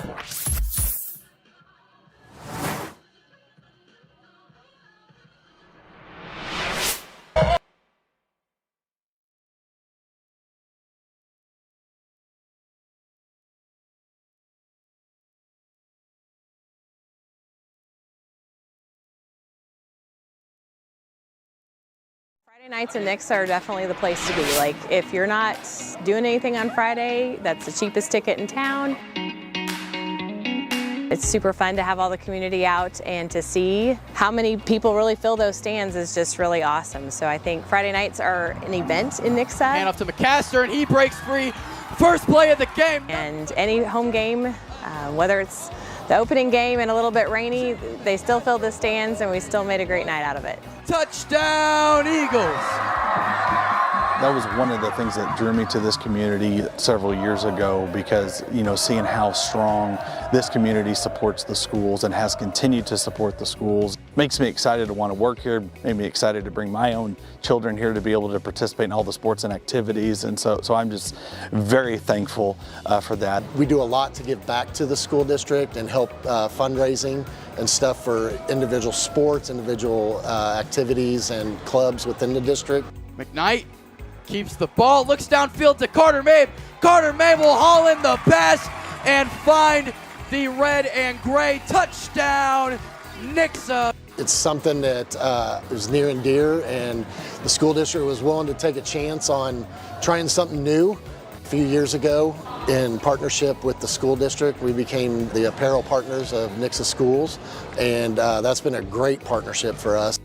We've also, become in that time sponsors here at the stadium, on the field, banners in the gyms, that kind of thing. All these companies have been phenomenal to work with, and it's encouraging others to get involved. I get calls quite a bit about how they can get involved, and so I'm just very, very proud of the community support, not only from the people but from the businesses as well.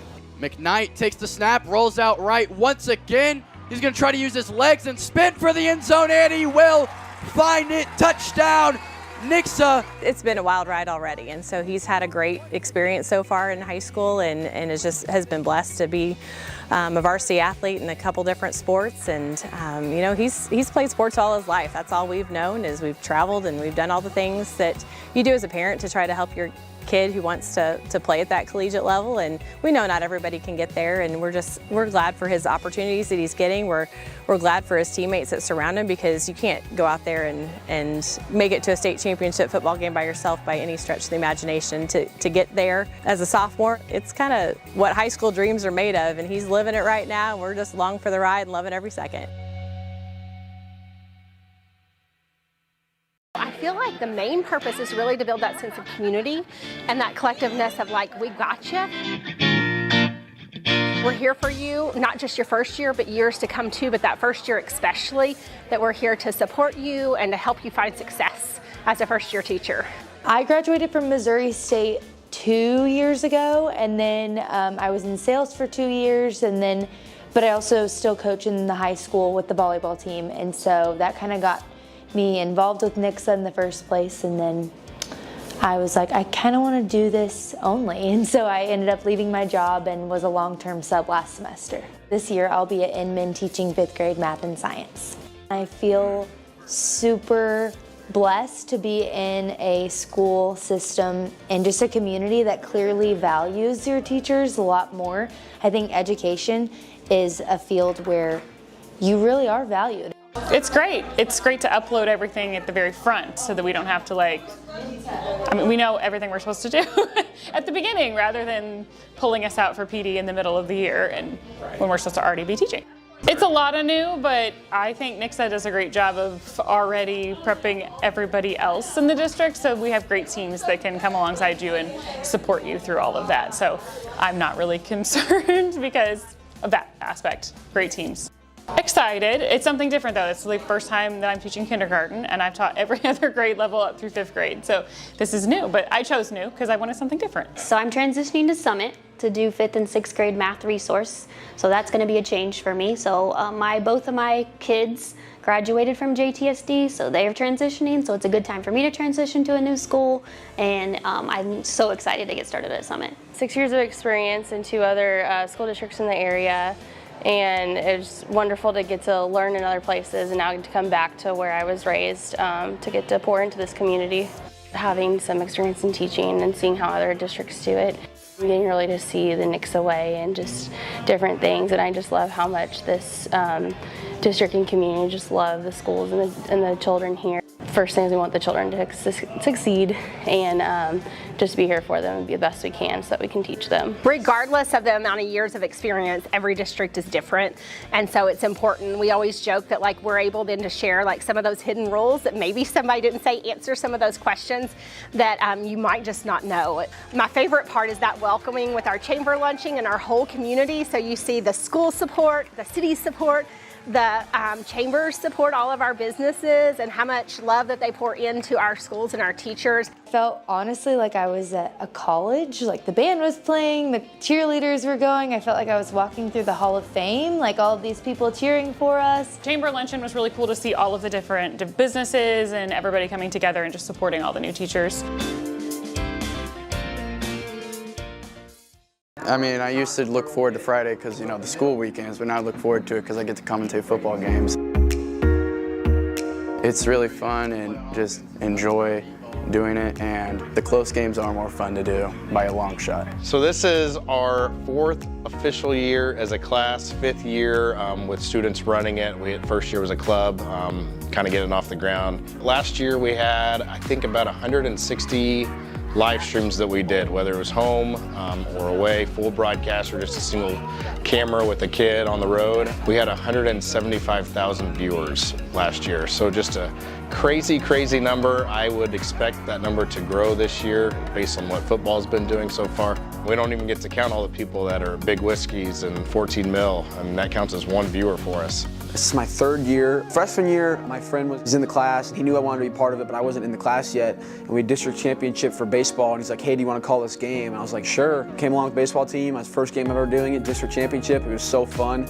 I just kind of fell in love and joined the class that next year, and here I am.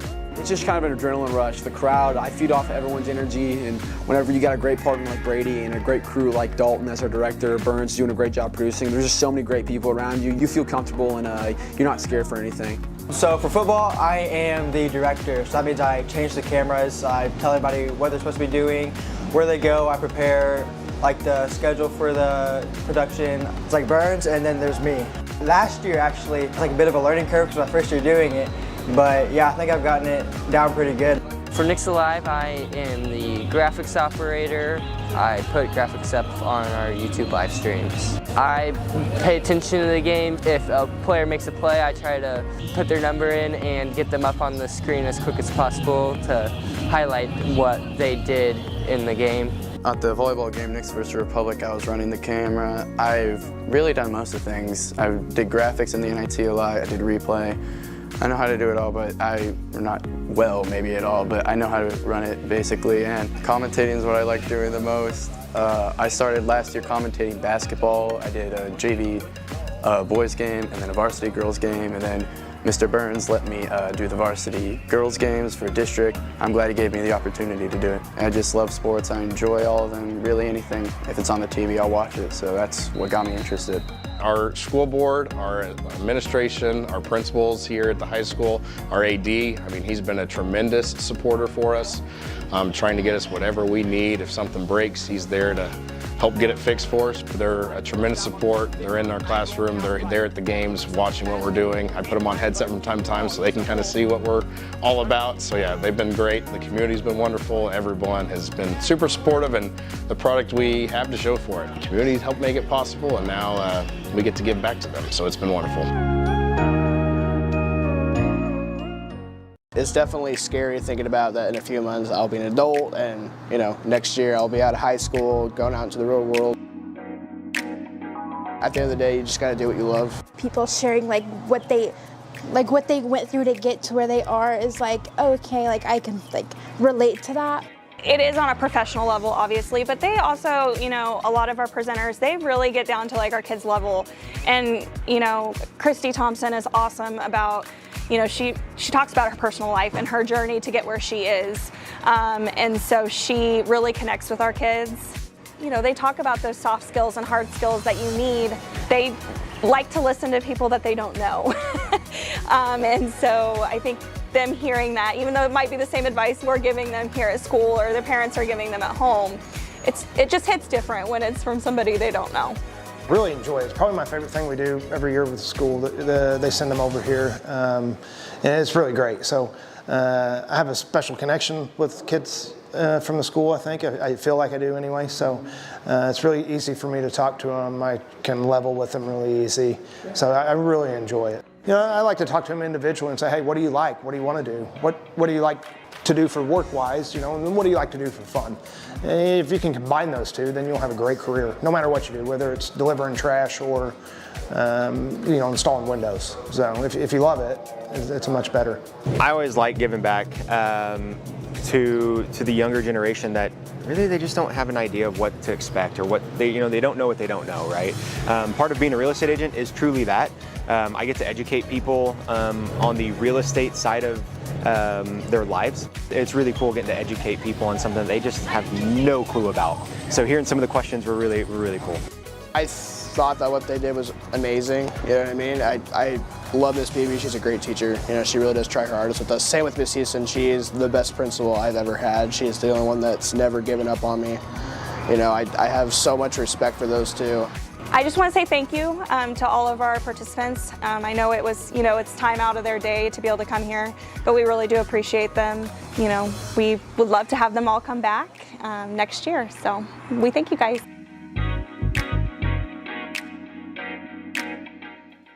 With gross motor type activity, like on the playground and stuff, being able to reach and pull, you're using the right and left side of your brain,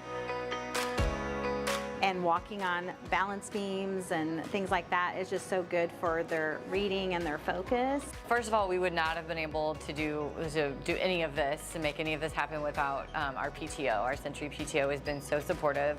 It's actually been a process that's been going on for the last several years. Our parents and families have been so generous, but playground equipment is very expensive, and so is the shipping of playground equipment, and so we've just saving to be able to purchase some good pieces, and we were finally able to do that. The dome is the most funnest thing that we all like. Oh, the dome is the most fun. Okay, which one do you like, Dylan? The dome. The dome, yeah. The new equipment. The blue and the green one? Yeah, which is the cool part because that's the one our class voted and picked, right? So Mrs. Williams sent us pictures of all the different things, and the kids we got to talk about like why it was our favorite, and then we were doing a unit. Do you guys remember we were writing for a purpose? And we wrote a class letter, and we wrote to Mrs. Williams saying, we like this one best, right? To get the kids involved and the teachers to have also some input of what we have out on the playground, we, within our budget, priced out different pieces of equipment and then created an opportunity for the whole school to vote on the equipment that they wanted. And so we were actually fortunate enough that we were able to get 2 pieces of equipment, and so we could target our younger kids but also our upper kids and just really let them have a say in what we got. And I think that really, you know, it increased their engagement and their excitement. Like I said, we would not have been able to do this without the support of our Century community, the families and friends of our students that have been so generous to us.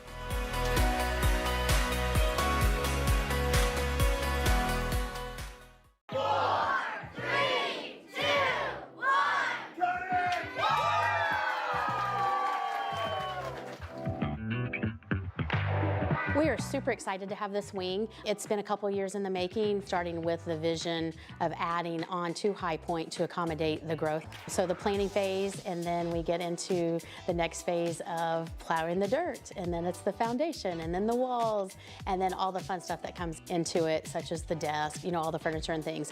But the real fun side is going to be the day that our kids get to walk in here. The teachers get to come in, decorate their rooms, and the kids come in, and just to see their faces is just amazing. I've been teaching 11 years, and this is my first year to have a brand new room, so definitely exciting to be in a new wing where everything's new, and I'm excited to see, I guess, how the kids respond and react to getting to be over here as well. Everything is amazing. I feel like it looks great and it's all new. Being a first-year teacher and getting a brand new room is awesome. I'm definitely spoiled. Our student body is ever increasing, and every time our community comes together to support us in one of these bond issues, it is critical not only for physical space for our students, but like we see here at High Point, the storm shelter space is going to be critical for our students here at High Point and at Summit. And I'm so grateful as a parent to have that peace of mind when there is a bad storm, to be able to have that safety in place here at school is huge, a huge peace of mind. It will house all 620 students of High Point and 75 staff members, along with all of Summit's students and staff as well. So we will have 2 schools that will be in one building underneath a safe structure. Architects were great to work with. We had good subcontractors throughout this. Like I said, obviously, Ms. Hannah, all the teachers, they fed us at times, gave us snacks, so whatever we needed, they were there right there to help. So got all of our final grading outside done, our hydro seeding. We're really excited to be in this new space. Like, it's so nice and everything's so new and fresh and clean, and it was a little bit of a process to get moved down here, but we're really enjoying it so far. Yeah, we're getting all moved in, and I'm really excited to co-teach with Nicole. We're gonna work together and teach all the kids and get all their needs met, and we're really excited. We are so grateful to our community for coming together, walking beside us all the time. Every bond issue we have, they have always come out and tremendously supported the schools, and we're grateful. It's not just our school, it's the community school, and it is by the support of the community that we're even able to build this. And so we're very fortunate in Nixa that we have a very strong community support and partnership, and we work together for what's best for kids.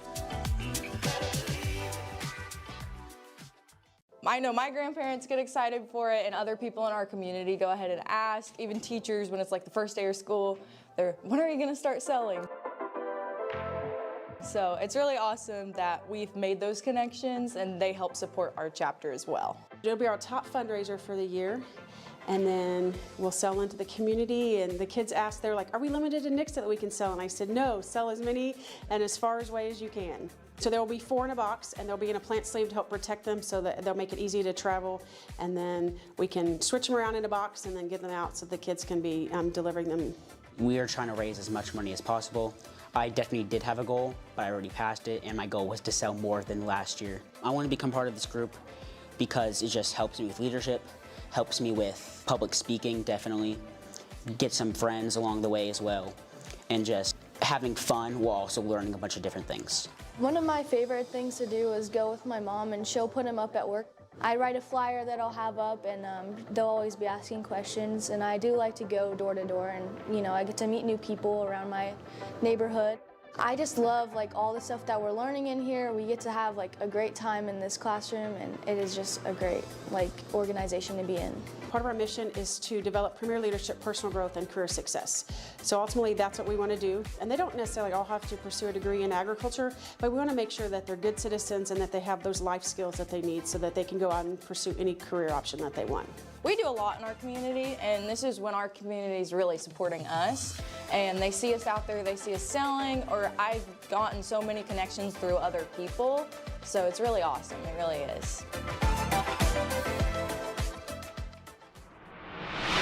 It's 60 seconds. Stop.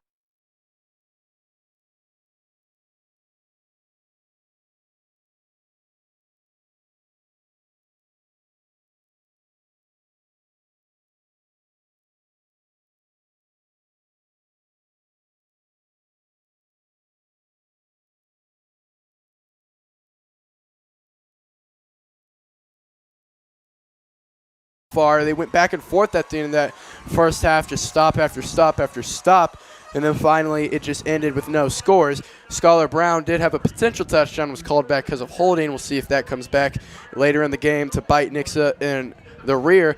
But so far, been a great game between two Eagles teams. A mirror matchup is what they would call this. Carter, what did you like from the first half from these two teams? Like you mentioned, both defenses were amazing, causing it to be a low-scoring game. However, Nixa's offense did play the better half, and we have a lead of 14-7 here. Nixa does get the ball to start the second half, which starts in 1.5 minutes. So that is definitely a substantial advantage for Nixa. For sure, Nixa getting the ball to start the second half. They weren't able to get it done at the end of that first half. They got multiple chances to score. I mentioned Scholar Brown's touchdown getting called back, but also many times they just got stopped. They're out right there. So I'm sure they're looking for revenge to come out and finally find the end zone and make it 2 scores they can right here with a good drive. We have just now went under a minute left into the second half is underway in just under a minute now. back for Nixa will be Carter Mabe and Randy Flynn as usual, and kicking off for Joplin will be Toby Ibsen. I'm excited for this second half. The first half was very entertaining in my opinion. We saw a lot of passing, I thought, from Nixa. I feel like maybe McCaster can get more of a ground game worked in, because with that touchdown pass to Mabe and then the jet sweep, obviously I feel like that opens up the ground game for him, as maybe they're expecting the pass now. But we will see how it all unfolds. Boot comes to ball, and we are in the second half. Let's play some football. Max Nickel will take the kick at the 28-yard line, I believe, and Nixa's offense will come onto the field. Here we go. Definitely both offenses have struggled a little bit. Stars of the game have really been the defense here, but Nixa offense has been better here. Yeah. Definitely making some improvements from the last game. I like to see the pass game getting implemented in, but I feel like that can just open the run up for McCaster, and you need just a mind game at this point. They will start off with the handoff to McCaster, and he looks like he might have found a hole, but his leg got caught, and he will get a 6-yard gain, maybe 7. And second down will come up for the Eagles. It will be 2nd and 4. There we go, a decent run there from Jaden McCaster, what we love to see, on those power plays. You don't expect much yards, but Jaden McCaster was able to get more than usual. McKnight single backfield. McCaster will motion out right. He will fake the look his way and run for more. Get the first down. He'll bring some defenders with him. And Sangren got sent flying back. But Nixa will get the first down through the legs of McKnight. And there that QB run is again. Don't expect to see McKnight run a lot, especially with Jaden McCaster, like I mentioned earlier in the game, but there it was. It's definitely dangerous when he gets on his legs. Once again, McCaster in the backfield with McKnight. This one will be given to him. He's going to get dragged down after a minimal gain. Looks like he could have broken that one free if he could have got past him. But he will be brought down near the line of scrimmage. Good way to set the edge for Joplin. Just a 1-yard gain there. 2nd and 9 now for Nixa. Joplin's defense starting to gain some momentum there, stopping the run. Very impressive there.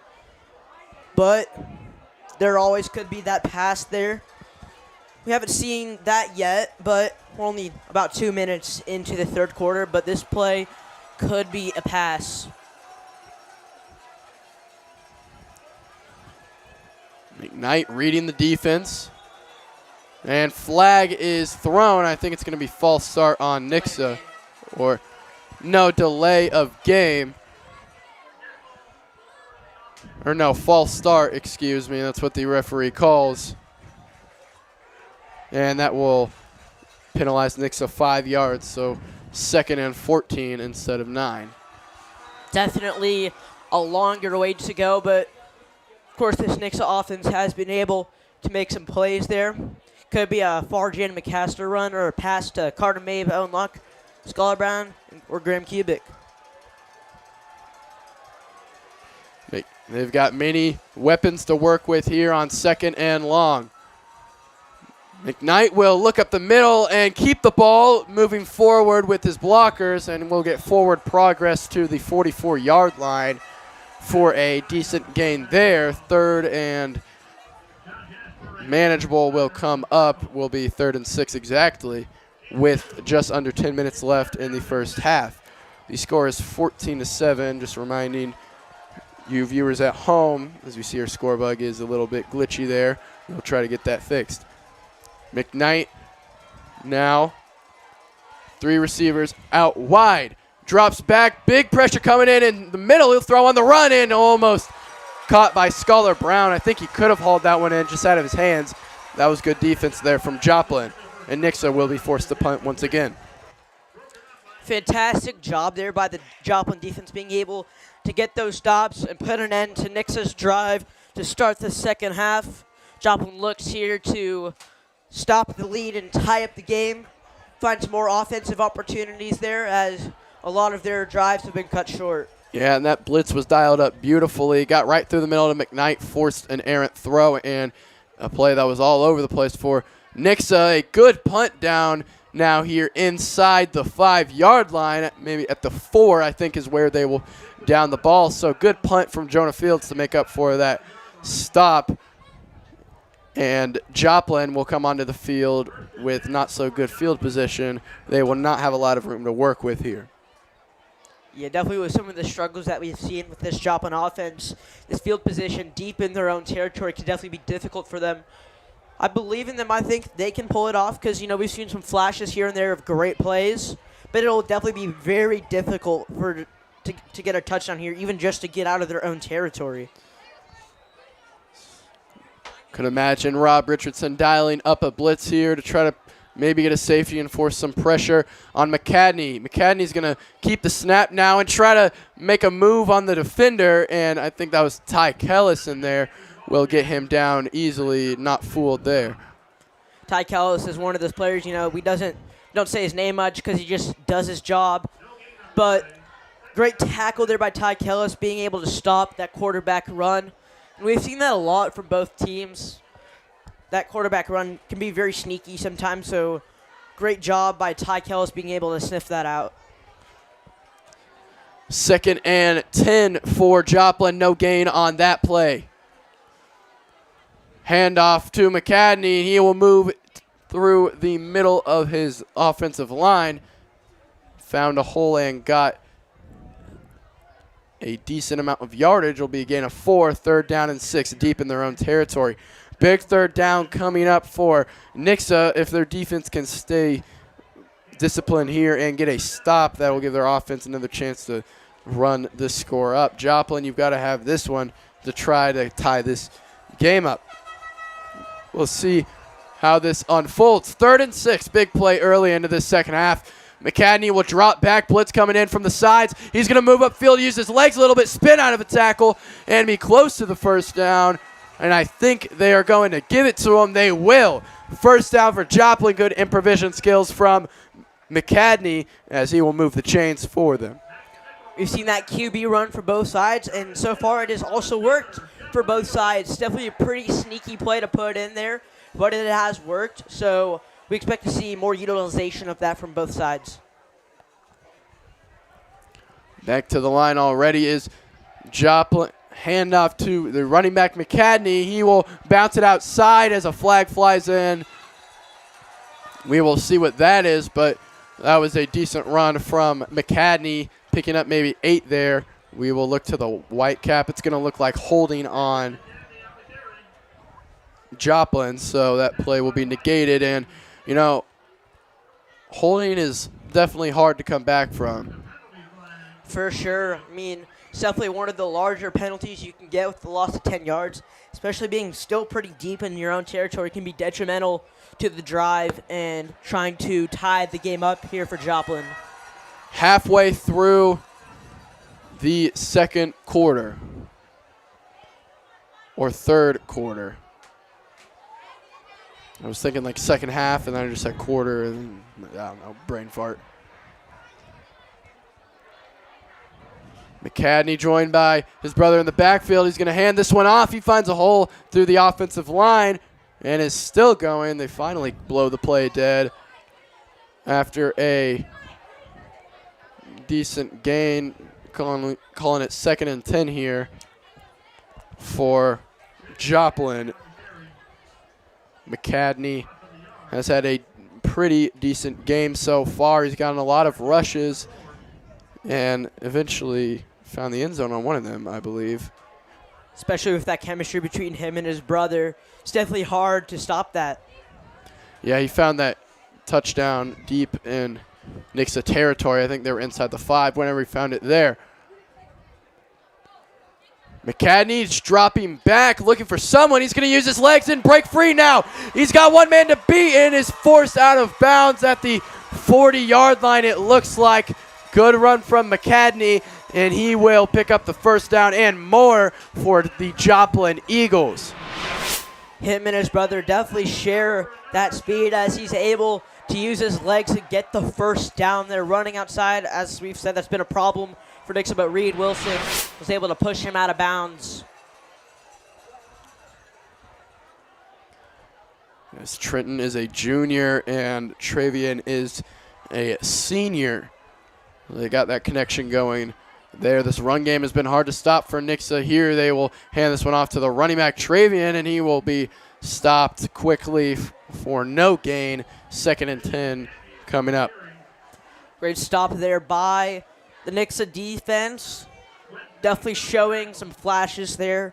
No, sometimes the Nixa defense will get a great stop, and sometimes, they'll let up some stuff. But most of that stuff that's been let out, like we've mentioned earlier, has been on the outside. Like that QB run was on the outside, so that's definitely going to be a focus this entire season. That's been a problem for the past 3 games. Yeah, and even last year, the defensive line was kind of the weak point of this team. There's not a lot of them, but that was definitely one of the weaker points there, and ultimately why they were not able to get it done, as who their running back is now tore them up in the state game here.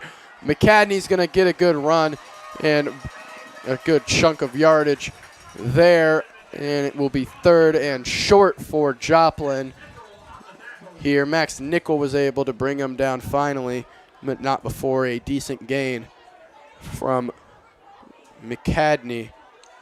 McCadney was able to keep himself up. He had Reed Wilson and Max Nickel on him trying to stop him, but he kept going, keeping that forward progress to ensure a first down here possibly. 3rd and 1 for Joplin at their own 46.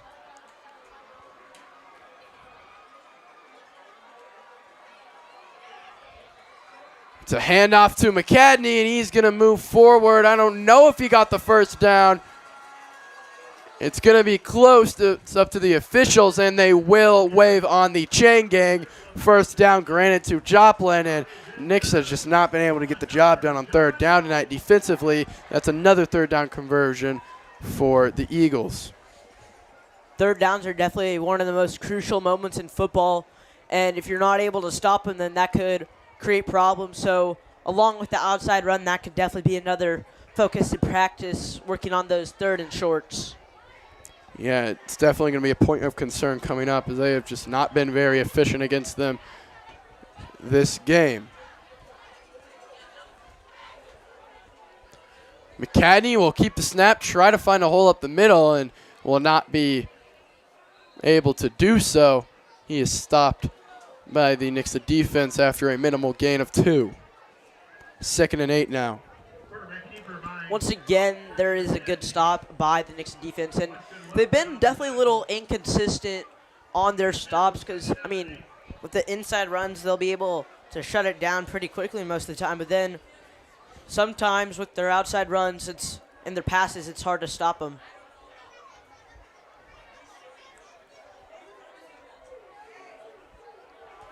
It's going to be 2 in the backfield now. The formation we have not seen yet this game from Joplin, but it's just going to be a handoff to McCadney. Quick burst of speed and a good gain there for Joplin. Man, they've just chewed the clocks this whole quarter. We are just under 3.5 minutes left in the 3rd quarter now. Not much time left here. If Joplin wants to score, they might have to hurry it up a little bit. And then we'll go into the 4th quarter, which will definitely be a crucial moment for both teams here if Joplin is able to score on this drive. On that last play, Wyatt May was granted with the tackle. 3rd and 3, another 3rd down for Nixa. Will they be able to find the stop they need? It's another handoff to McCadney, and he is going to be close to the first down.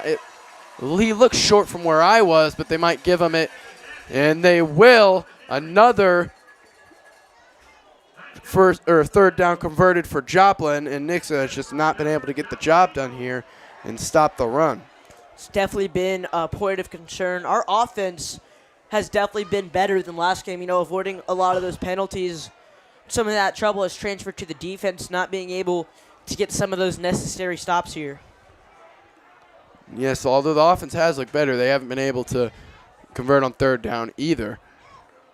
As this one will be kept by McCadney. He's going to use a quick burst of speed to get forward here near the first down marker. It'll be just short, but a good run there from the quarterback on the keeper. There's that QB run again. If it ain't broke, don't fix it. It's worked for Joplin every single time. QB using his legs. He's very speedy, just like his brother, both having bursts of speeds on their run. Second and short. It's a handoff up the middle, and that's a new runner there that picks up the first down.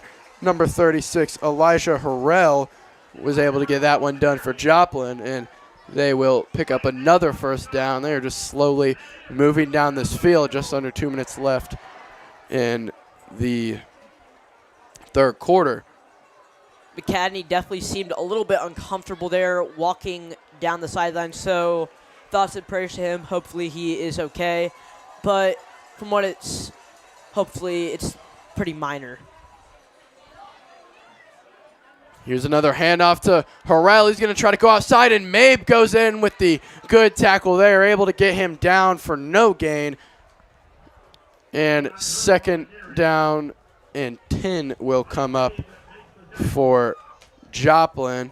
McCadney is here on the sideline, just maybe stretching around, getting his leg checked out. Or, nope, he's back on the field. I was looking at the wrong player. Nixa did have a great job there containing that outside run. Definitely showing a little bit of improvement there, but got to be more consistent with that.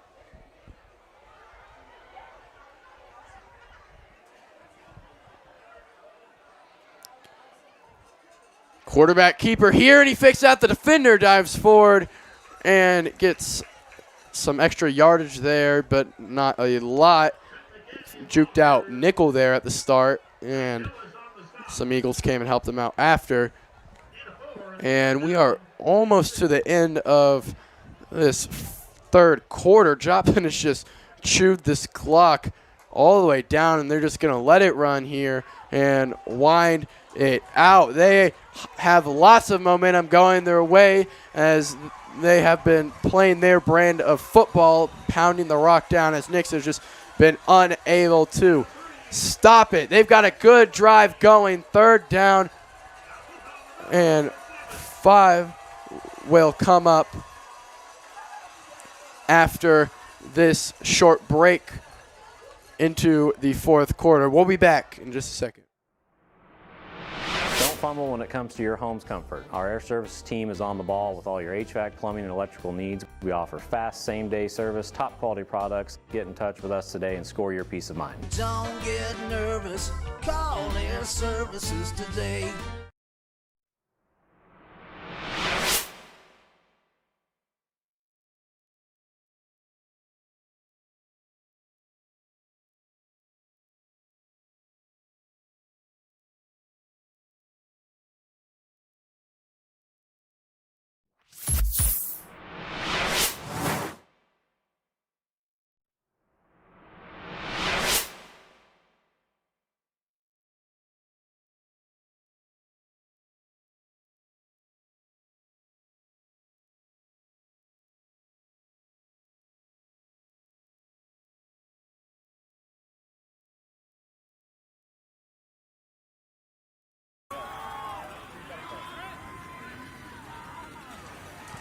Thank you, DK there. McCadney hands it off here, and it is a good run, and it looks like he will pick up the first down there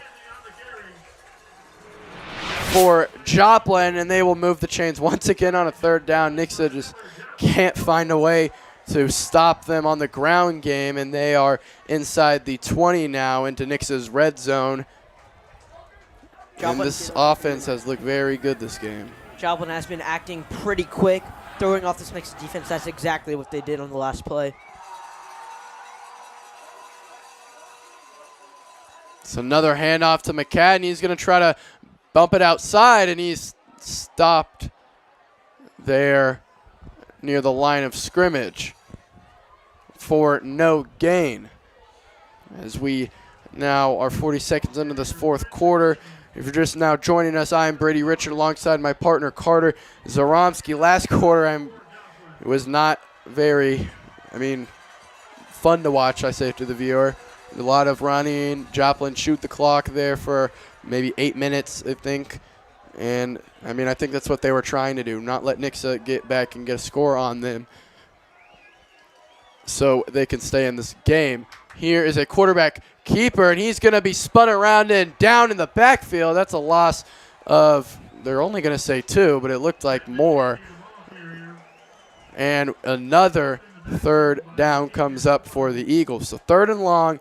Nixa has not been able to stop them in these situations so far this game. Nixa's defense has gained some momentum, though, with 2 great stops, and it is 3rd and long. So they definitely could get the stop they're looking for, but I expect a pass here as they're in Nixa's territory and have a long ways to go.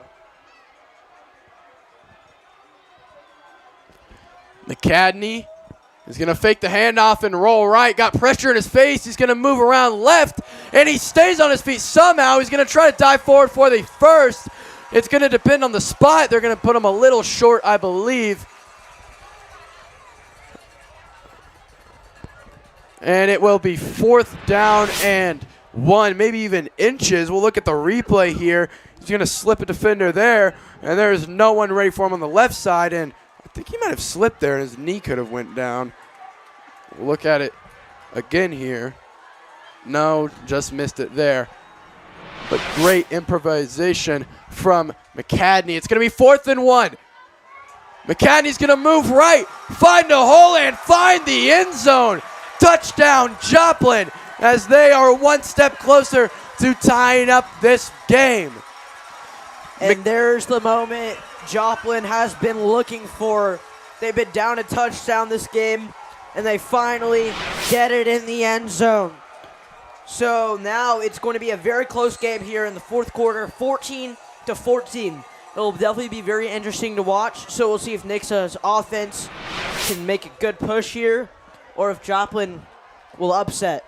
And McCadney had a big game last week. He had 5 touchdowns. So he's obviously keeping it up again this week there with 2. And I don't even know how many yards, but it's well over 100. The PAT is good, tied 14-14 now. 9 minutes, 23 seconds left in the fourth quarter, and we're going to send it down to DK Nelson.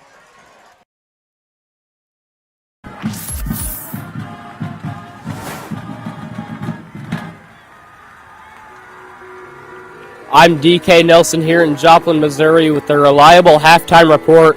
The Joplin Eagles just tied up the game with Nixa with just under 9 minutes and 30 seconds to go in this ball game. Do not go anywhere because it is going to be a good one looking to come down to the wire. Thank you. Back to you guys in the booth.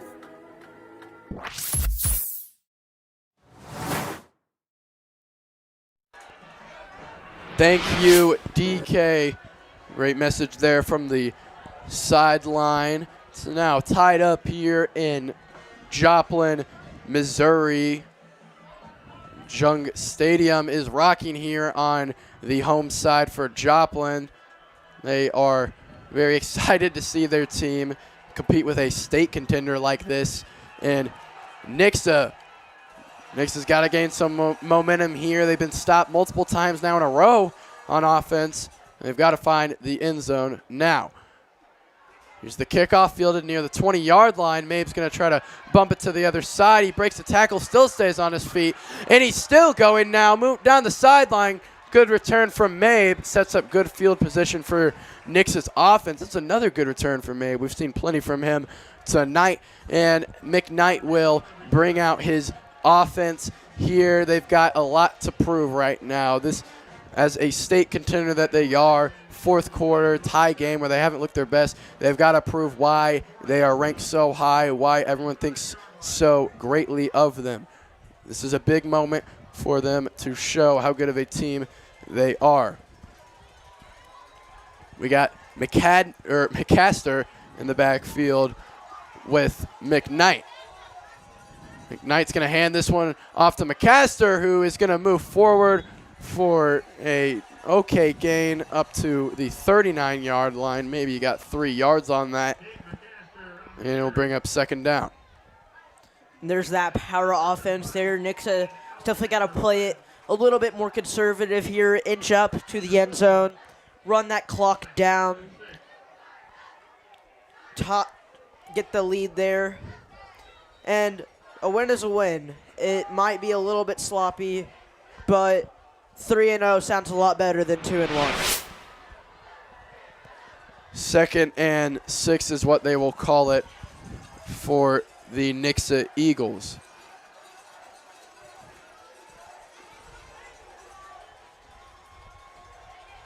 Cubic in motion. High snap to McKnight is given to McCaster, who is met immediately in the backfield, and he maybe drags the defender for a yard or two, and it will bring up 3rd and 5. And as we've seen, Nixa hasn't been the best on 3rd downs, both on offense and defense. But this is a pretty crucial 3rd down here. So here we go. Considering how Joplin's offense just ran, I'm assuming they're going to try to do it again, just run the ball and run down this clock and try to win it at the end of the game over Nixa. So big play for McKnight and his offense. 3rd and 4. McCaster in motion. McKnight with the QB keeper, moves upfield, dives for the first down, and they will give it to him. Great run from McKnight. Shows that clutch gene of his and is able to pick up the first down for his team. There we go. That QB run can always come in clutch, especially with the speed of Adam McKnight. Crucial 3rd down conversion there. You like to see it after the offense has been struggling with that a little. Once again, Cubic will come in motion. It's another high snap. McKnight will keep this one. He finds a hole up the middle and is eventually brought down, but not after he picks up the first down for Nixa. They are now in Joplin territory as McKnight's kind of taking control here and taking leadership of this offense. 2 big runs from him now in a row. The offense is definitely going to start relying a little bit more on that QB run if they want to up the score to 21-14 here. So we expect a little bit more of that to try to score.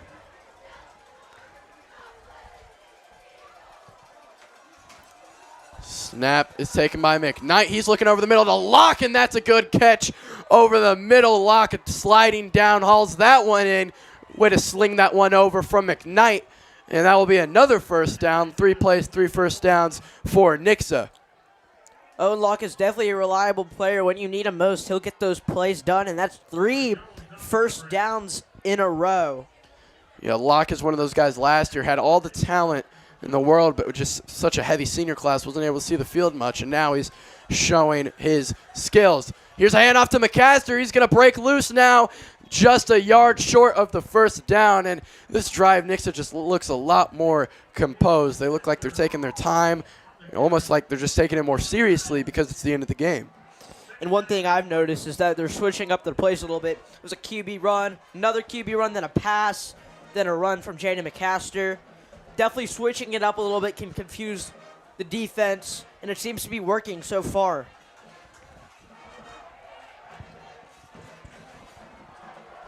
Second and 1. McKnight gives it to McCaster. He's going to pick up the first down and bounce it out right. Spins off a tackle, moves outside and out of bounds at the 10-yard line. Another first down for Nixa as they are deep in Joplin territory and also chewing the clock as well. Just under 6 minutes left in this ball game. Here, Nixa will definitely play it a little bit more conservatively so they don't give Joplin much time to potentially score. High snap once again. He's going to look left to Mabe. Mabe's going to move down the sideline to the pylon. Touchdown! Nixa. Carter Mabe finds the end zone for the 2nd time tonight, and he is going to take the lead for the Eagles. And there's that connection between Adam McKnight and Carter Mabe. Once again, you love to see it, and that's definitely going to be something that other COC teams have to watch out for. And that'll definitely be a key to getting to success in the postseason. And that connection has just been growing ever since week 1. PAT is up and good from Kamke. That will extend their lead to 7, but Mabe has just been so clutch for this Nixa team, hauling in touchdowns when they need him to. He has just been seeing more and more opportunities in this offense as we go on. Nixa was able to chew a little bit of clock there, 5 minutes and 27 seconds left in this game, as Joplin has got to come away with a good drive and a score here. This hasn't been exactly the high-scoring game that we were expecting. I mean, I expect Nixa to score over 50 points here, but both teams have definitely played a little bit more conservatively here. And like I mentioned earlier, a win is a win. 56-21 and 21-14 are the same in my eyes. Nixa has to hold off Joplin for 5 minutes and 27 seconds to come out victorious. They were able to do it last week. Will they be able to do it again? They lead by 7, 21-14. 2 weeks in a row now, they have been in this spot.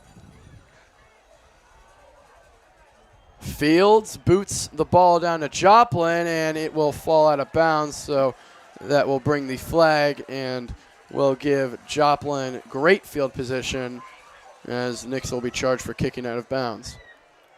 Nixa's defense has got to clutch up here. I mean, they haven't been the best all game, allowing 2 touchdowns from Joplin. But this is definitely an extremely important moment in this game.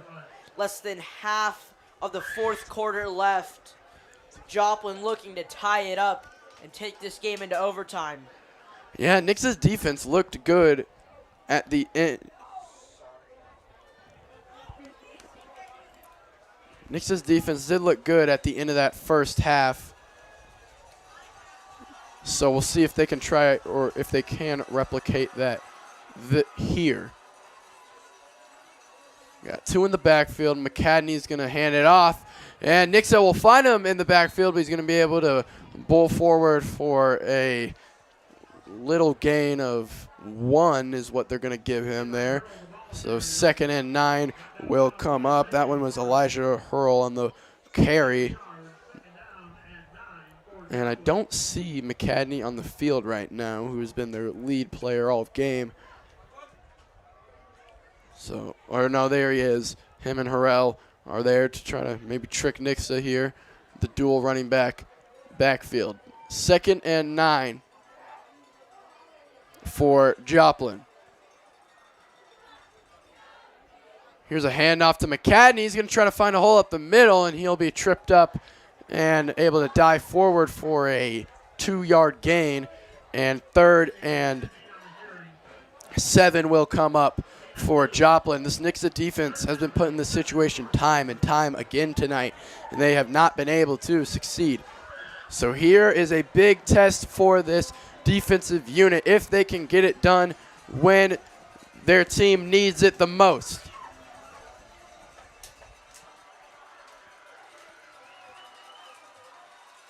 McCadney, low snap to him. He's going to drop back, look over the middle, and a low pass is incomplete over the middle. That one was intended for John Jasper. And there it is. They try to be a little bit more risky and aggressive there on a 3rd down, trying to pass it to get up the field quick. But the pass is incomplete, and it looks like a timeout will be called. No, they're just going to shuffle in and out the units here. It's looking like the punt unit's going to come on. And Neil Barstow will try to boot Nixa and pin Nixa deep in their own territory. As that is not the way they want to go. Here's this formation they were running with earlier.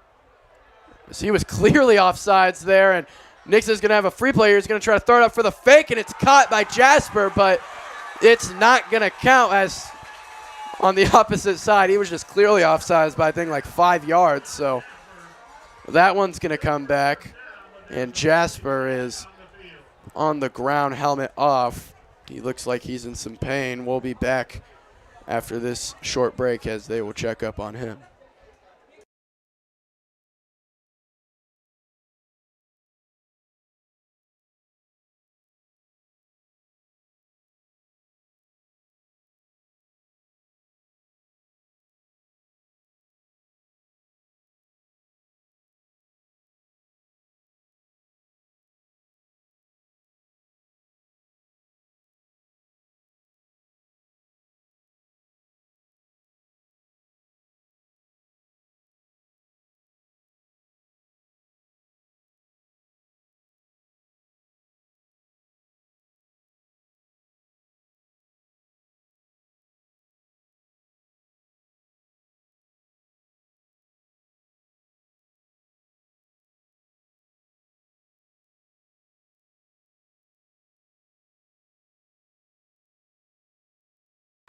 And we see Jasper come up now here, looking like he's walking there with the trainers. We'll hope he's okay. And he gets 10-2. There, the penalty was offsides, and that play will not count for Joplin, so they're going to have to try to punt it again. There was a good play there. I mean, I thought the fake was kind of predictable with everyone just sprinting over, but it scrambles the defense, and especially because they tried to show that earlier and it didn't work out. Here they will actually punt it down, and it will be a Joplin bounce over down at the Nixa 34-yard line. So Nixa's defense was able to get that 3-and-out that they needed. They weren't able to get it the entire game, but now in the fourth quarter finally able to get it done. And Nixa's offense here maybe will try to just chew the clock and come out victorious. Yeah, there is not much time left here. Only 4:16 left on the clock. So Nixa will play pretty conservative here. Chew out the clock and secure the victory. Brown in motion. Snap is given to McCaster. He's going to move forward, bringing defenders with him past the 40 up to the 41-yard line. Good run from McCaster. Gets them close to the second down. And he is, looks like Joplin has another injured player, as the trainers will come out and tend to him. We'll get a timeout break real quick, and we will be right back.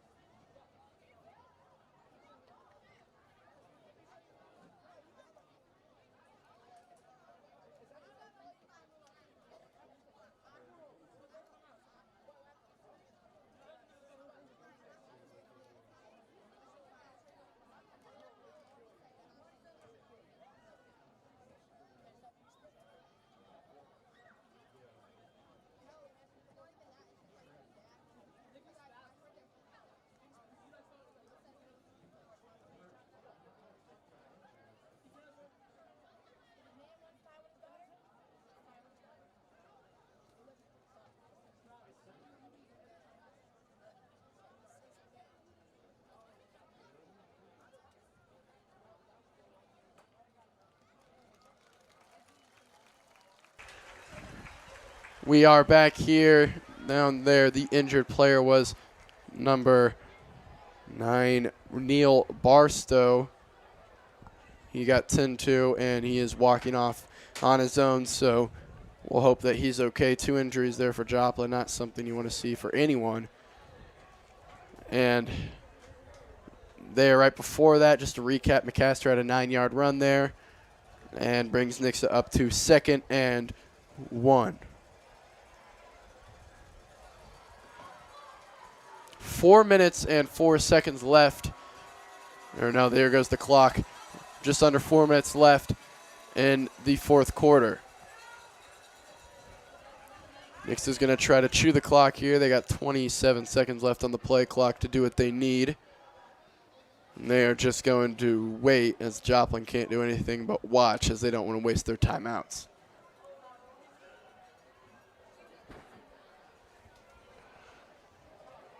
And this is why that defensive stop was so important, because now Nixa can just do what they want on offense, seemingly. And here's the handoff. McCaster, he's going to get the first down, and more, spins off the tackle and gets past the 50-yard line to the 48. And that will move the chains for the Nixa Eagles.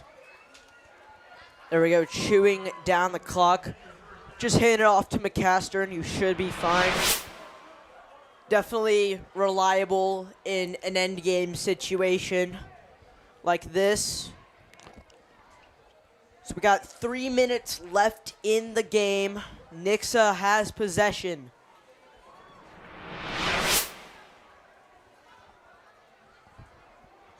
Now under 3 minutes left. Joplin has all 3 timeouts, but they prefer not to use them now. Here's another handoff to McCaster. He's going to find a hole, and more following blockers will slide down in bounds to keep the clock running. Smart play from him, and Nixa gets the first down, as well as keeping the clock ticking.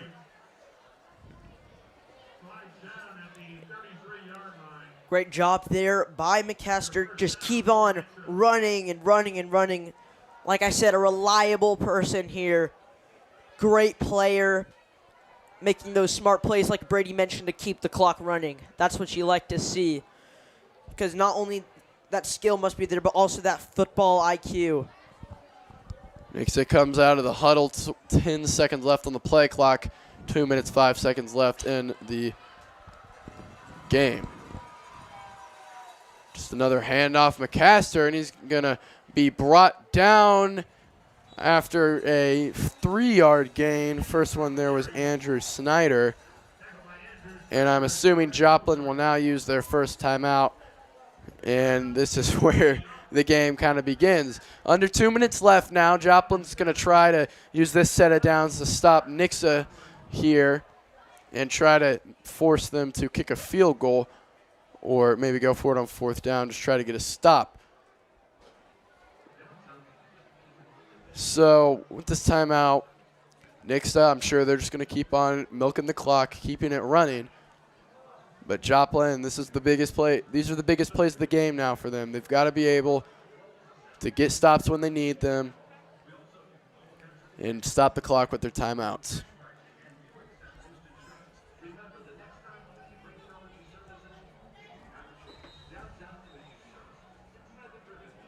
So Joplin will come out of the huddle here. So will Nixa.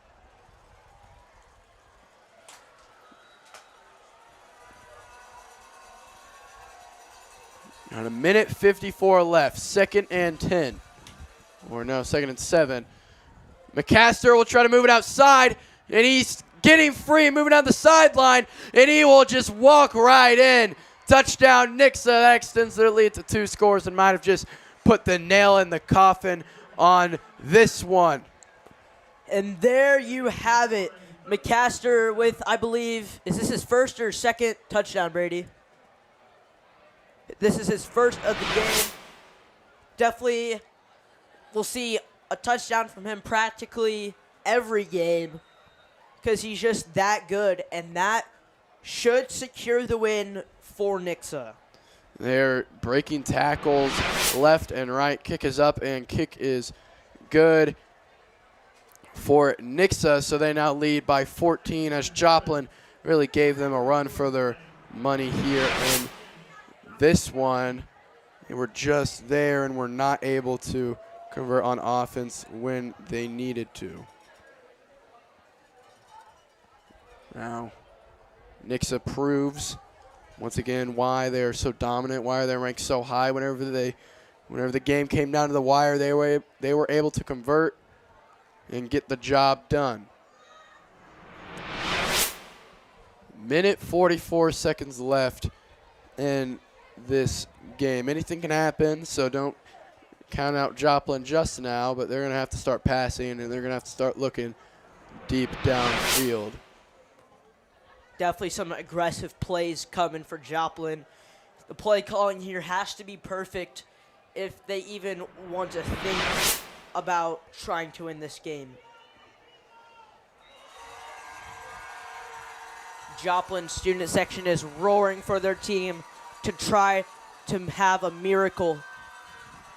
Jonah Fields with the kickoff. And, I mean, if you're Joplin, you got to look at this game as a win. I mean, you competed with one of the best teams in your district, in your class, and you might see them later in the season actually in playoffs. They've met in the district championship multiple times. So I look at this as a win. If you play them again, you know you can beat them or at least compete with them.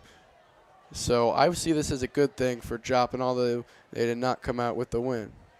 It's definitely a good sign for them, showing that it's not impossible, you know. We could pull something off. We could pull off a miracle, but just maybe next time.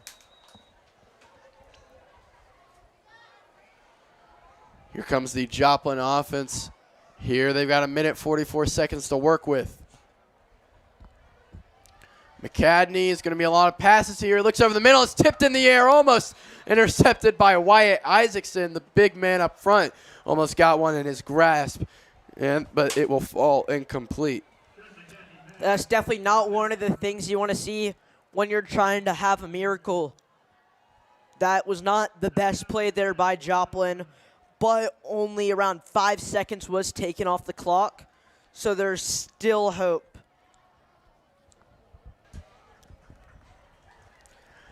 Gotta find big chunks of yardage here if you are Joplin.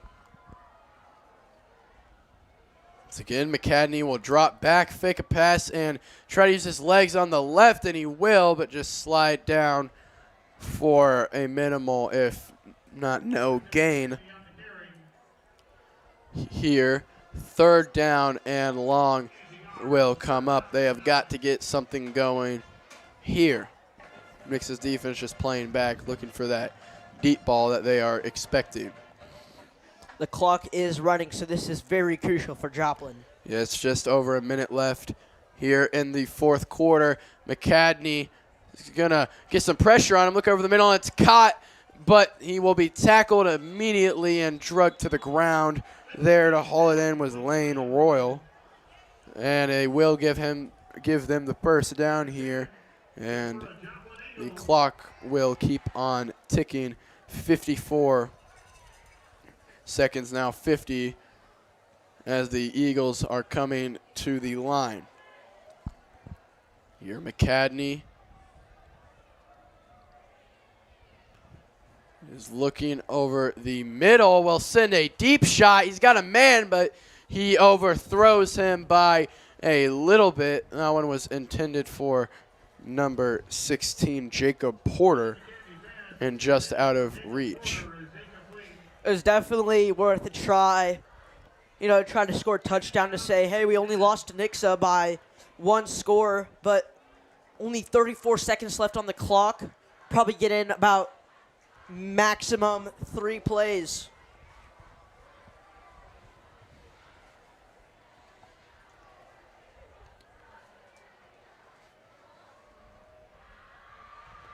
Here's another pass over the middle, and it's dropped by John Jasper. He's looking for, or no, that one was Porter. I've just been all over the place missing names. Porter dropped that pass over the middle there. It was a little behind them, but you know the old saying, if it hits your hands, you should haul it in. 29 seconds left, 3rd down and 10 for Joplin. They've got to get a first down or more here. We'll look the pass, and he's looking right, and it's over the head of Harrell,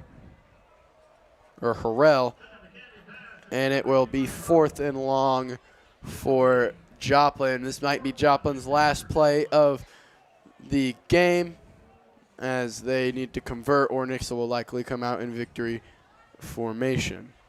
On that screen pass there, it seemed to come a little loose out of the quarterback's hand, so that's probably why it didn't catch it. But here is probably what is the last play of the game. For Joplin, for sure. McCadney is going to feel some pressure now, roll out left. He can't use his legs here. He's going to try to spin away from a tackle, but he is spun around, and Nixa will get the sack. There was Caden Flood, the senior, finally got to him here, and Nixa will come out victorious in this one. There's still 16 seconds left, but they will come out and just kneel the ball, and this will be a good win for Nixa as they overcame lots of adversity here. Kind of looked like last week where they didn't look their best, but at the end of the game, it all came together, and they were able to get the job done. McKnight will come out onto the field in victory formation. And one thing that Nixa has definitely improved on is those penalties. We saw a lot less of those, so that's definitely been a focus in practice. It's a great job there. McKnight will take the kneel, and this clock will just wind out as Nixa is able to pick up the win over Joplin.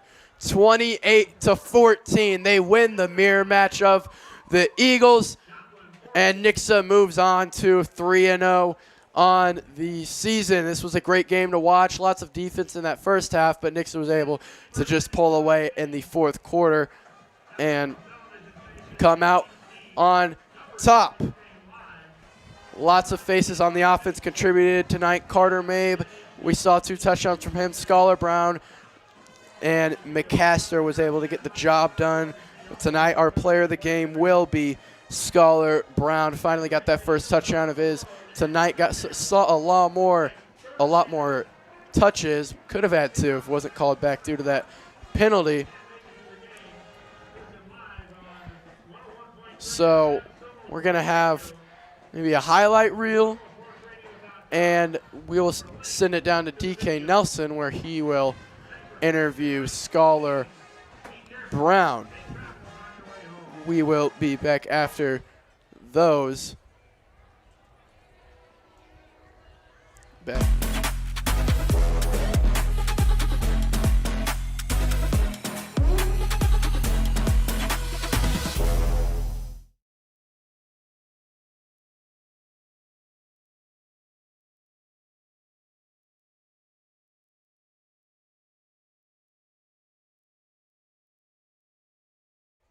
He keeps it once again. He's looking downfield and will try to use his legs up the middle and is delivered a big his way. Flint is moving in the middle of the field, but he decides to give it to Mabe, and they will snap, hold, and the kick is right. Knight takes the snap and gives it to McCaster, and he's going to find a hole now, moving upfield, breaks the tackle, still going, spins off the defender. He's got more on his back, and he will eventually be dragged down. Brown in motion, and they're going to give it to him on the jet sweep. He gets past the defender. He's moving inside and dives for the end zone. Eagles here going into halftime. He's got a deep shot to Scholar Brown right over the middle, and he's going to go all the way. Convert here. He looks right to Scholar Brown, and he hauls that one in for the first. Looking left, fires over the middle. It's caught by Locke. He's going to spin away and get brought down a little board, especially after what their defense has done for him. McCadney's going to look over the middle, and it is intercepted by Reed Wilson. No offense. They've got to find the end zone now. Here's the kickoff fielded near the 20-yard line. Mabe's going to try to bump it to the other side. He breaks the tackle, still stays on his feet, and he's still going now. Move down the sideline. Good return from Will come in motion. It's another high snap. McKnight will keep this one. He finds a hole up the middle and is eventually brought down, but not after. McKnight gives it to McCaster. He's going to pick up the first down and bounce it out right. Spins off the tackle, moves out. High snap once again. He's going to look left to Mabe. Mabe's going to move down the sideline to the pylon. Touchdown, Nixa Carter Mabe. And here's the handoff. McCaster, he's going to get the first down and more. Spins off the tackle, and no, 2nd and 7. McCaster will try to move it outside, and he's getting free, moving down the sideline, and he will just walk. McCadney is going to feel some pressure now. Roll out left. He can't use his legs. He's going to try to spin away from a tackle, but he is spun around. McCadney is going to feel some pressure now. Roll out left. He can't use his legs. He's going to try to spin away from a tackle, but he is spun around. McCadney is going to feel some pressure now. Roll out left. He can't use his legs. He's going to try to spin away from a tackle, but he is spun around. McCadney is going to feel some pressure now. Roll out left. He can't use his legs. He was going to try to spin away from a tackle, but he is spun around. McCadney is going to feel some pressure now. Roll out left. He can't use his legs. He was going to try to spin away from a tackle, but he is spun around. McCadney is going to feel some pressure now. Roll out left. He can't use his legs. He was going to try to spin away from a tackle, but he is spun around.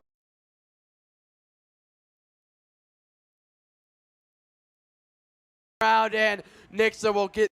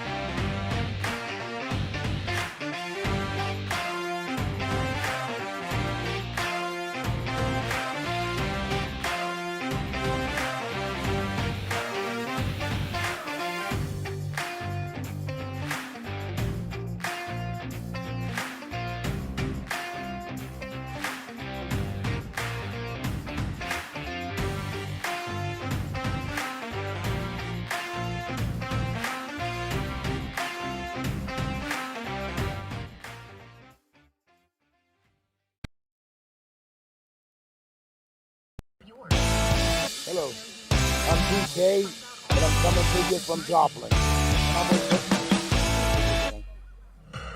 All right, welcome. This is DK.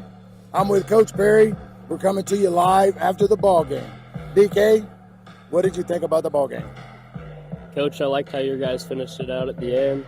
But I've got one question for you. 200 wins, what does that mean for you? What's that milestone feel like? It means that I'm really old, and that's about it. And with this team, what does that mean to win it with this team specifically? Man, I love the kids. I love this team. We have not reached our potential yet. Like, we can be so much better. We're still making penalties, shooting ourselves in the foot. Like, I just want to reach the potential that we can be. And, you know, the outcome, the score is really irrelevant when it comes to being the best we can be. And we can be better than we were tonight. Thank you, Coach. Good luck on the rest of the season. Thank you. You do a good job. Thank you, Coach. Coming up next, interview with player of the game.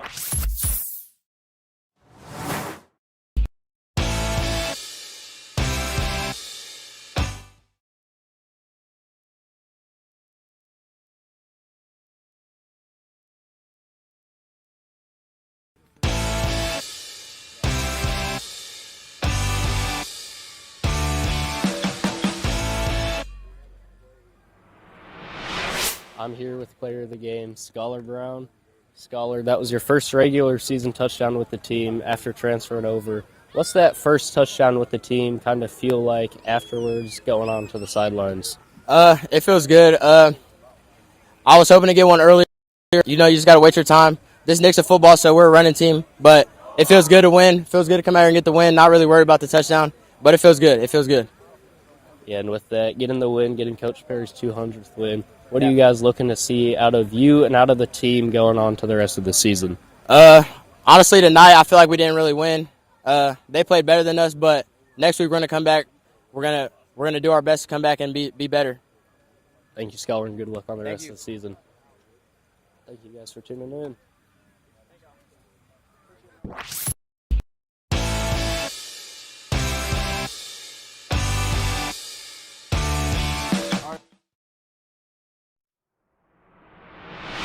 Thank you, DK, for that interview with Scholar Brown. He played great tonight along with the rest of this Nixa team. They came out with the win tonight, 28-14. I just want to say thank you for joining in and watching the stream from the Nixa Live crew, Carter Zaromsky, and myself.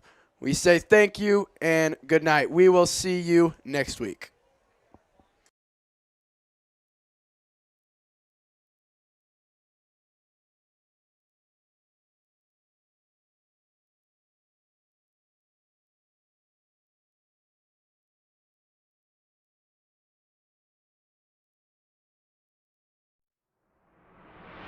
Air Service is ready to install your ultimate game day upgrade. Make your home the MVP of your neighborhood with gemstone lights. Create custom patterns, animations, and colors.